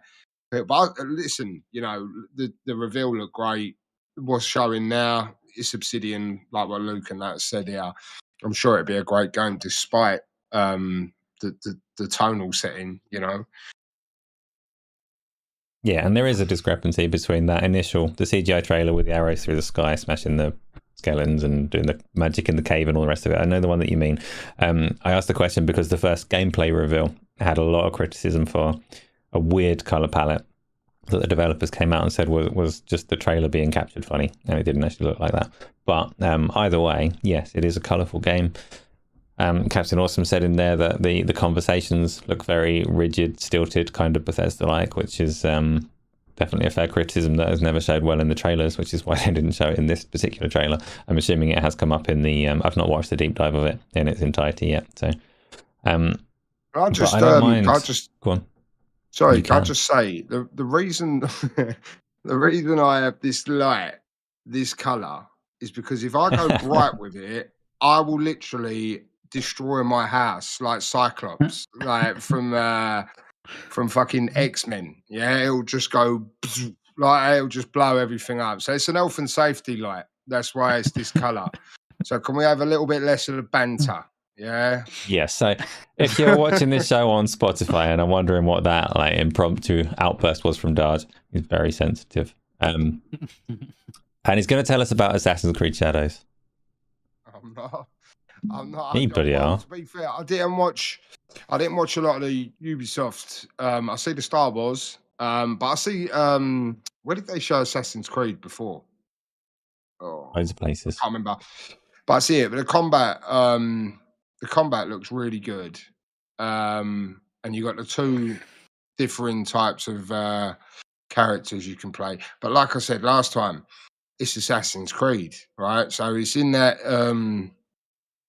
that Japanesey setting. So I'm sure it'd be better. But the combat looks really good in this one. So yeah, whatever. Probably play it, won't I? So yeah, it looks okay. It looks like Assassin's Creed in a Japanesey Chinese setting, and that's okay.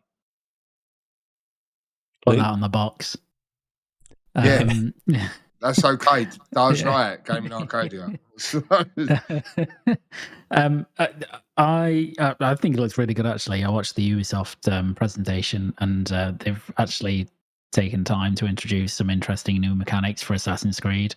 They've revamped the animation system quite a bit, actually, at least for the Shinobi character. So I'm cautiously optimistic.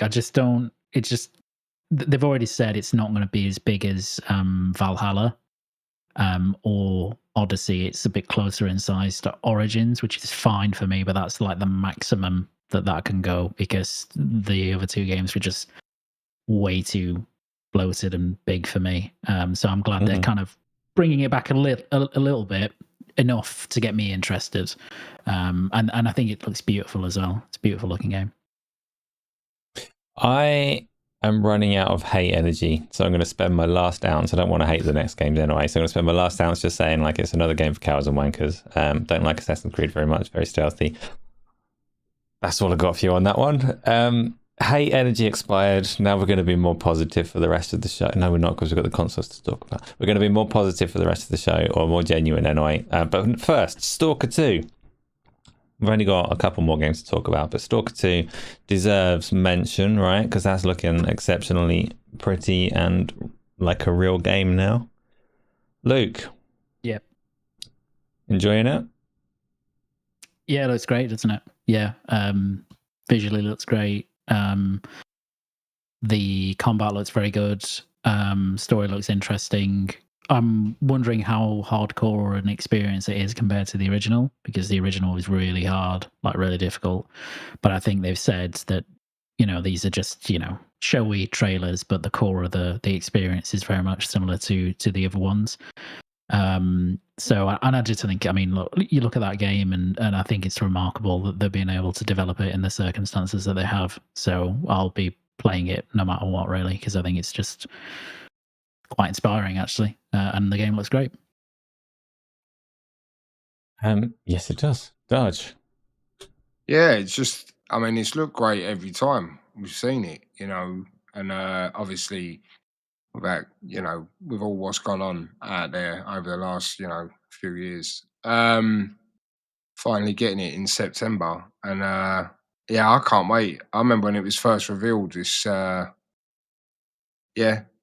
ambitious. It's good looking. It's got the full dubbing and everything there as well. So yeah, I'm just ready for it now. September, right? So it's second week of September or so, or 17th, something like that. Mm-hmm. Yeah, it's gonna be a good game, 100%. So looking forward to it, mate. Yeah, it's had really good looking trailers since we first saw it, and there was a period, I think it was Gamescom last year, they had a playable demo. People came away from that a little more concerned, saying actually that doesn't live up to the trailer so far. And obviously it could still be true that this trailer is just like a perfect showing, but when I said that it's looking like a real game now, this looks like a real game now. It looks like this is the standard that they're going to hit. Still lots of questions over kind of the structure of the meta game and the gameplay, but damn, that's a good storm, and I like a good storm, right? So no more hate left in me. I'm looking forward to trying Stalker 2, even if there's a possibility that I play it and it is just too open or just doesn't resonate with me. But even if it doesn't, it's got good storms. I'm going to enjoy this one. I'm feeling good. I'm going to like Stalker 2, I can tell. Let's move on to... they did one more thing for the trailer that's an obvious choice, and we will talk about it. But before we do, the hardware. They showed on stage as they promised, brand new Xbox hardware, and it came in a set for 3 consoles. There is a white, I guess I'll bring up you want to call it a trailer, I'll bring up the little advertising reel for it. There was a white Xbox Series X. There was a white Xbox Series S with slightly bigger storage, maybe, I can't remember. And there was a green glittery 2 terabyte version of the Series X as well. These consoles are quite expensive. Are you excited? Are you going to replace your Xbox with a slightly different Xbox? Either of you volunteer? I don't have an Xbox anymore, but I'll tell you what, that special edition one, the sparkly one, that's a bit of Darge. That I can't. I love a little Larry turnout. You know what I mean? But I can't. You know, the other one was just over there underneath the TV, and it just weren't going on anymore. I mean, I'd be buying it to show. You know, so no current gen hardware, not for me. But it was pretty. So, and it's got the expanded storage on it as well. So if you're thinking about installing all of Black Ops 6, that's the one to go for, I think. Tony's in chat talking about scalper prices. Tony, scalpers are not going to hoover this thing up because nobody wants it, as far as I can tell. I don't think scalper prices are going to be a massive issue. Luke, how many are you buying? Well, at least 2. If I can help it. No, I'll be buying precisely 0. Yeah, I don't even think the black glittery one looks very good. Sorry, Darge. That's all right. You just don't understand. It's fine. I just don't get high fashion. Yeah, no, I mean, my consoles anyway in the living room are behind my TV, so you can't see them. So it'd be pointless getting one that's dazzling. You know, they just need to be there and be on. So, but I won't be replacing my Series X with this, no, with any of those. Yeah, I mean, I'm the same. I prefer my consoles to be as invisible as possible. And the biggest kind of story around them is definitely that the prices are still where they were at launch, essentially, that the consoles are not coming down and they're not getting that push. But again, I don't really want to open that conversation for today as we've got so many games to talk about. Yeah. So let's talk about the last game from the Xbox showcase, which I'm assuming nobody enjoyed. This is Gears of War Emergence Day, or E-Day. They're one more thing. Look, you can go first. You excited? You love this trailer? I did. I really enjoy. I'm a big Gears fan, so I expected this to be at the show. It was at the show. I didn't expect it to be a prequel. That was quite surprising, genuinely. But I do kind of get that. I mean, you know, that Gears community has kind of been asking to go back to Marcus for a long time. And I guess they just thought it was a good opportunity to do so with a kind of a clean slate, really, and maybe not do Gears 6, at least not now. I thought the trailer was cool in terms of the callback to the original Mad World trailer, which was a really nice touch. And again, paying homage to what's come before in that series. Obviously, I mean, you know, in-engine assets, etc. If it gets close to this, it will look absolutely spectacular. But I would expect that anyway because it's a coalition. And yeah, I mean, I'm looking forward to it. It was, you know, it's a brief trailer, and I think it's just trying to set the mood and the tone for what the game will be. And I will say that I'm really glad that they're clearly going back to the Gears was never horror, but it had that sort of feeling to it, particularly the first game. And I'm really happy that they're going back to that and treating the Locust as if they're like a really big threat rather than just something you can mow down, like 20 of them, no problem, like you're the Doomslayer. So I like that element. Obviously a ways off yet, but I think that it's going to be pretty special when we see gameplay and stuff like that in particular, like uninterrupted. I think that's going to look quite incredible. Yeah, no disagreement. What do you reckon, Darge?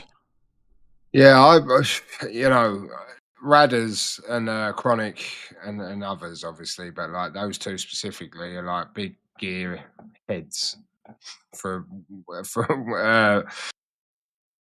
yeah. Anyway, they are they know all the prequel stuff and all that. And we'd always spoken about like the original Gears trilogy and then Gears 4 and 5, which I don't really mind, yeah. But the storyline is it's not as strong as the start trilogy, you know. So when this trailer played out, and you see it happening, I was like on the stream, I was like, "Is that JD?" I couldn't work out who was wrestling with the guy. And then when he held him Clark up, Kent and I see disguise the when he cog, takes his bandana off. well, no, I see the cog tags because it was happening quick. I see the cog tags hanging down saying "Property of Marcus Phoenix," and then I was like, "Is that JD?" Because I thought, has he got his dad's tags? Yeah, because I just instantly, I'm not even thinking prequel at all. Yeah, Mm.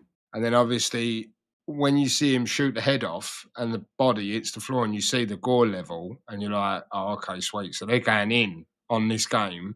And then you see the building collapse and then you see the city, it's under attack. Like it's just started. And then I was like, obviously Dom pulls him up or, well, Rada said it was Carl. I don't really know the law, like, you know what I mean? And then I was like, oh, is this a prequel? Like, because he puts the bandana on then, and you're like, oh, okay. You know what I mean? You get it now. So, yeah, I was really shocked by it because, you know, in the lead up to it, I tried staying away from rumours as much as possible, but it was like Gear 6, Gear 6, Gear 6. Naturally, because I thought that was JD when he was falling off of that tube, and the arm come out and grabbed him. I thought, oh, is that Kate or is that someone? And then when I see it was the guy in the bandana go on, I was like, oh, okay, we're going back. So it's a good, like for me, it's a good thing. I said I would like to see the Coalition, if they weren't going to do what they're doing, you know, doing like a spin-off, you know, like I still haven't played Busters with you, but doing a spin-off group who are like the expendable ones who go and do the real fucking nitty-gritty shit. You know what I mean? But anyway, yeah, really, really happy with that trailer.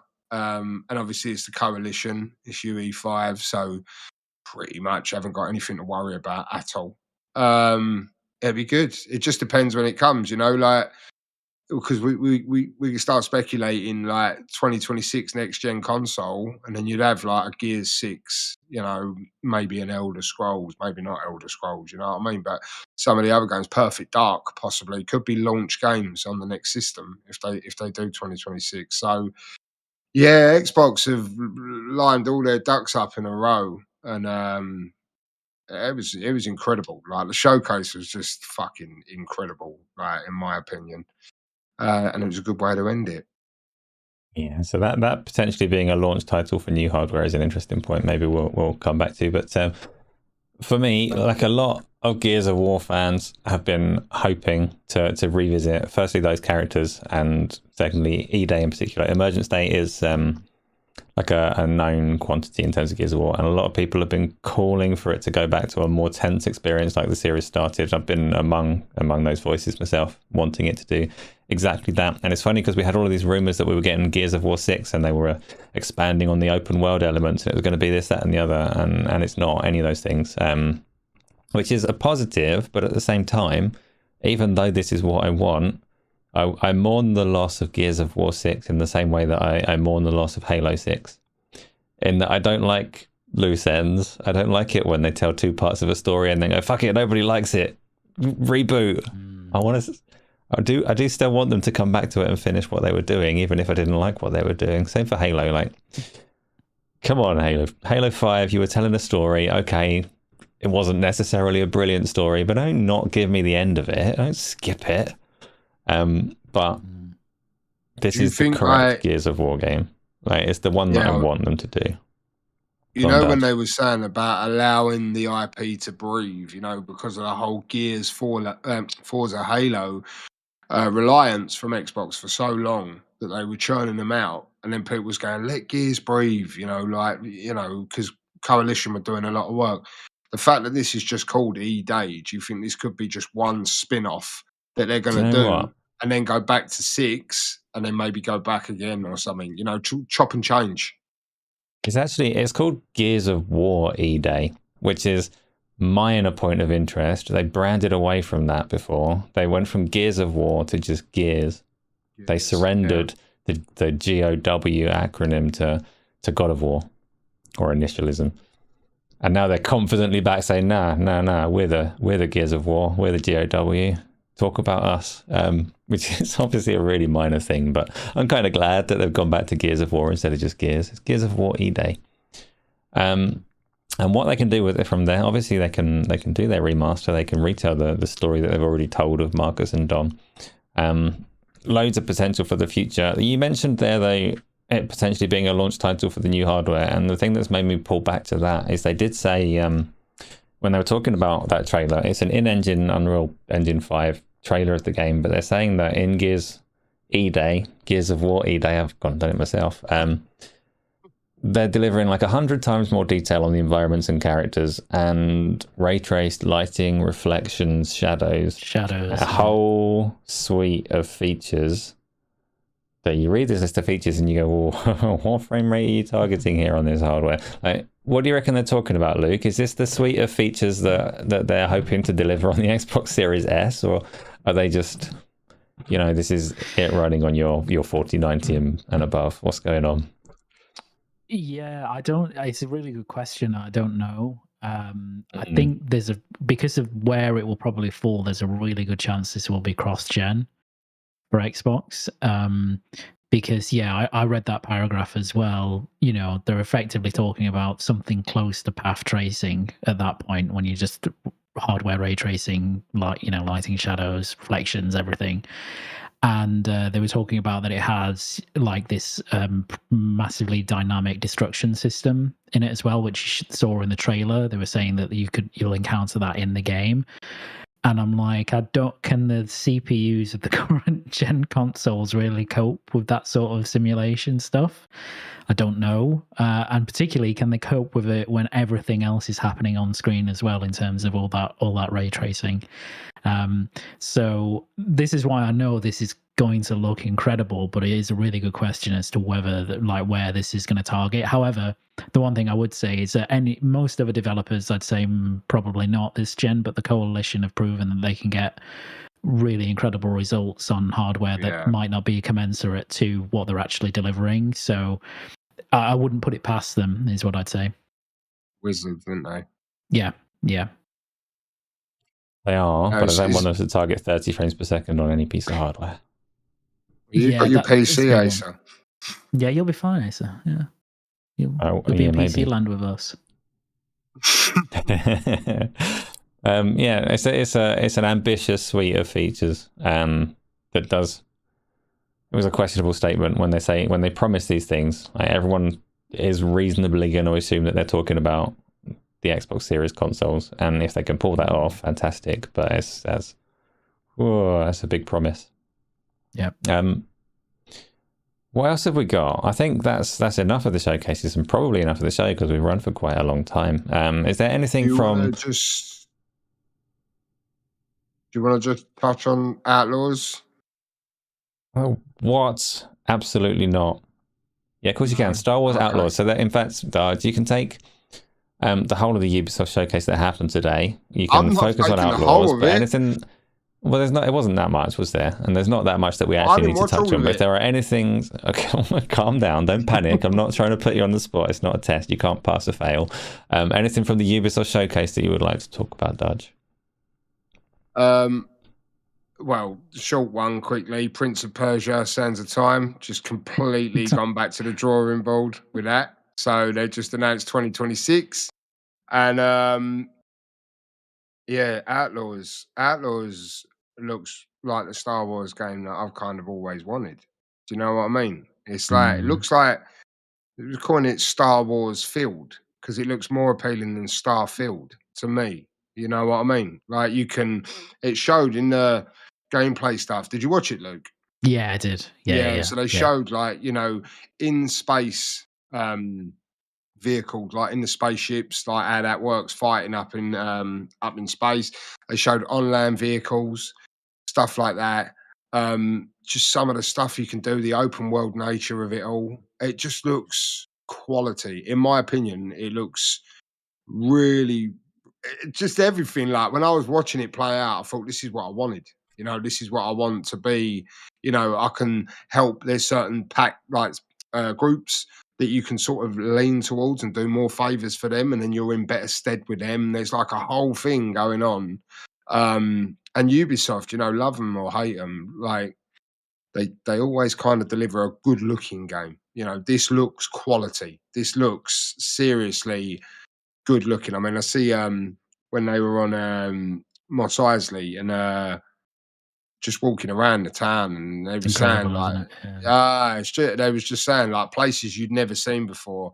I don't know how closely they're working with like LucasArts and you know stuff. I know they're with them with it, but like with regards to the expansion of areas and stuff like that, just look, it looked really good, and it's a day one all day long, like for me. So I need to get my finger out on Elden Ring because there's a lot of day ones here.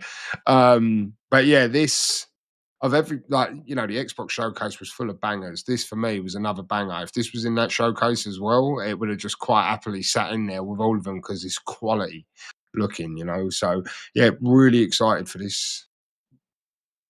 Yeah, look, it's Star Wars Outlaws in particular. It's had a lot of positive feedback from the trailer and things, but it's actually had a few negative previews from people playing hands-on with it. How are you feeling about it? I'm still really excited for it, even notwithstanding some of those previews. I think this I watched I read a few of them. I read the Eurogamer one and one other that was also kind of middling, and then I also watched Easy Allies give their impressions of it. And there were quite differing opinions because some people absolutely loved it and thought it was great, and then other people were like, "Oh, it's fine." The one thing with the demos that they said was they had like 3 sections and they were all linear sections, which is a really small part of the game, really, considering it's a big interplanetary, you know, there's open world areas and activities and all that stuff. So, and people were really, the criticism was that, oh, it's just a bit, you know, mechanically simple, I guess, in terms of combat, in terms of platforming. I don't really find that to be a particularly negative thing because I don't know what you would reasonably expect from a Ubisoft game. They're never that mechanically complex or anything like that. So I think if you're in for the Star Wars fantasy of being a scoundrel and you want a really visually impressive open world game and, you know, with decent combat and all of that stuff, I think this will be absolutely fine. So, and that's I'm sure I will enjoy it for that reason, just being a big Star Wars fan and wanting a game like this for such a long time, like Darge said, right? And also, they did that thing in the trailer where Nyx, who's your companion, he can like distract enemies by playing dead, and I thought that was one of the best things I've ever seen. So I'm really looking forward to that. Yeah, it's like with what Blessing Luke us. just said there, and you both said about reviews and like some of the preview stuff with people with hands on. You got to treat them the same sometimes as review scores. You know what I mean? Because certain people might feel a different way than what you would. You know what I mean? So again, you got to make your own mind up. You know what I mean? And one thing that I really liked in that gameplay section there was when she's going to find the blaster, the one who shit up with the blasters, and she goes to this place, and then she like gets ambushed. She turns around, shoots the one at the door, and then the side doors open, and very quickly she like runs out, and it all opens up, and there's loads of them in cover. It just looks good. Like I say, you're going from that tight little building just out the door straight into cover and blasting away in a full blown. I think it's going to be great. Not a loading screen in sight. No, just it effortlessly went from this room, and there was one person behind, and you shot at the door and thought that'd be it, and then the doors open, and you just run out, and you're back out there in the open world. There's loads of them all in cover, and you're just popping them off. It's going to be a fucking time of my life, that. I got nothing to add. I'm so glad that Darge is so enthusiastic. I'm not sure about the little Nyx pat. The dialogue lines with it were already irritating in the trailer to me. Like, oh, good job, Nyx. Shut the Boo fuck this up. man. But Boo him. Yeah, but Star Wars love a companion, didn't they? You know, you had BB-1. You know, you got the BB. Was it BB-8 in the films? They can sell toys of that. Millions and millions of toys. Loads of money. Get their money. You're not wrong. It looks really, really freaking impressive in terms of scope and scale, which could also, to an extent, be its undoing in the way that it is with some Ubisoft games, in that scope and scale can get a little bit overwhelming, especially on a planetary level. It's the problem that Starfield had. But, like what they showed, you jump to Tatooine and it takes you to the hotspot, Mos Eisley, where there are things to do rather than just like floating around Well, the it's planet just and full of landing in the middle of nowhere. So hopefully Yeah. they get that balance of direction and openness just right and keep you extremely happy, Darge. That's what I was going to say with regards to this in Starfield. This is why I feel like I will prefer this, because Starfield was overwhelming amounts of fucking solar systems and stuff that you can go and travel to, where this is going to be tight knitted. You can go to Tatooine to go Mos Eisley because that's where all the scum are. Yeah, so if you need some scum, you go to Mos Eisley. You know what I mean? And then you can go off gallivanting about. Listen, I'm pumped. I'm pumped. You are. You are. And you're also the same colour as Tatooine. It's nice. It's not. So, broadcasting live from Mos Eisley is the Darge Knight, Aqua Scrotum. Yeah. Colour ain't even changed. I got no but. Yeah. Star Wars, whatever it's called, Star Wars Outlaws, it looks really impressive. Like you say, loads of seamless travel all over the place, loads of things going on. I think, like you say, Luke, the demo was probably... like it was a tightly constrained demo and people maybe took away some things that they shouldn't have from that experience, but it's going to come out pretty soon, so be excited if you're a Star Wars fan, because it looks and sounds very, very Star Wars. Just what you want from a Star Wars game. That though is the end of quite a long show. So if you are here watching us live, or if you're watching after the fact, thank you for listening to my hate-filled nonsense. Please don't take it too seriously, because actually I really like games. I'm just trying to have a condescending opinion, because everybody loved the showcases that we had over the weekend. It was a fantastic time for people that enjoy games, which we all do. So I'm actually happier than I sound. And these two are both happy as well, I can tell. Luke, hope you've had a good time again, second week in a row. Please tell everyone that you love them and where they can find you. Yes, I love most of you. All of you, let's say. All of you. Yeah, thank you for having me again. Really enjoyed that. You can find me on the Discord, which is a great place, first of all. And secondly, at Luke Steele 90 on X. X, he says X. Yeah, I kept Twitter up. I kept Twitter up for ages, but I've just accepted it now. I've been beaten into submission. I don't refer to it at all because I don't like that platform. But yes, you can find Luke there. It's a shining light in the darkness. Speaking of, Darge. My head, yeah. Talk to people. I'm off cam. I'm going to get one of them things the Twitch streamers have now. One of them animated things VTuber. that just come. Yeah, VTuber. I'm just going to have a VTuber. Someone smoking a cigarette, and I'll just be in the porch all the time. Well, yeah. Thanks again. Good having Luke on. Again, love to Chris. But Luke's a very good replacement. You're all right, Asa, with your bad takes and your hate-filled heart that you had today. But so you can find me on Twitter at Darge Knight. You can find me on YouTube or Twitch under the Darge Knight. Just started streaming back on there, playing through Elden Ring quite badly at the minute. If you fancy stopping by, check it out. Let us know. Hit the like. Thanks. We had a lot of numbers here tonight. Thanks everyone who stuck with us and listened to us. Hit the like button and that. If you're new, sub to Asa in the Arcadia. And I think that's about it, mate. So I'll see you all next week. Oh, yeah, sorry. Tony asked that I say Mos Eisley again. I don't know why, but I've said it. So there you go, Tony, you pervert. That's it. See you next week. Good. One thing we didn't do last week is we didn't warn Luke that he needs to strike a pose as we close out. So as we leave, Luke, it does circle in on you. Now is your moment. Cool. Please strike a pose, and we will see you all next time.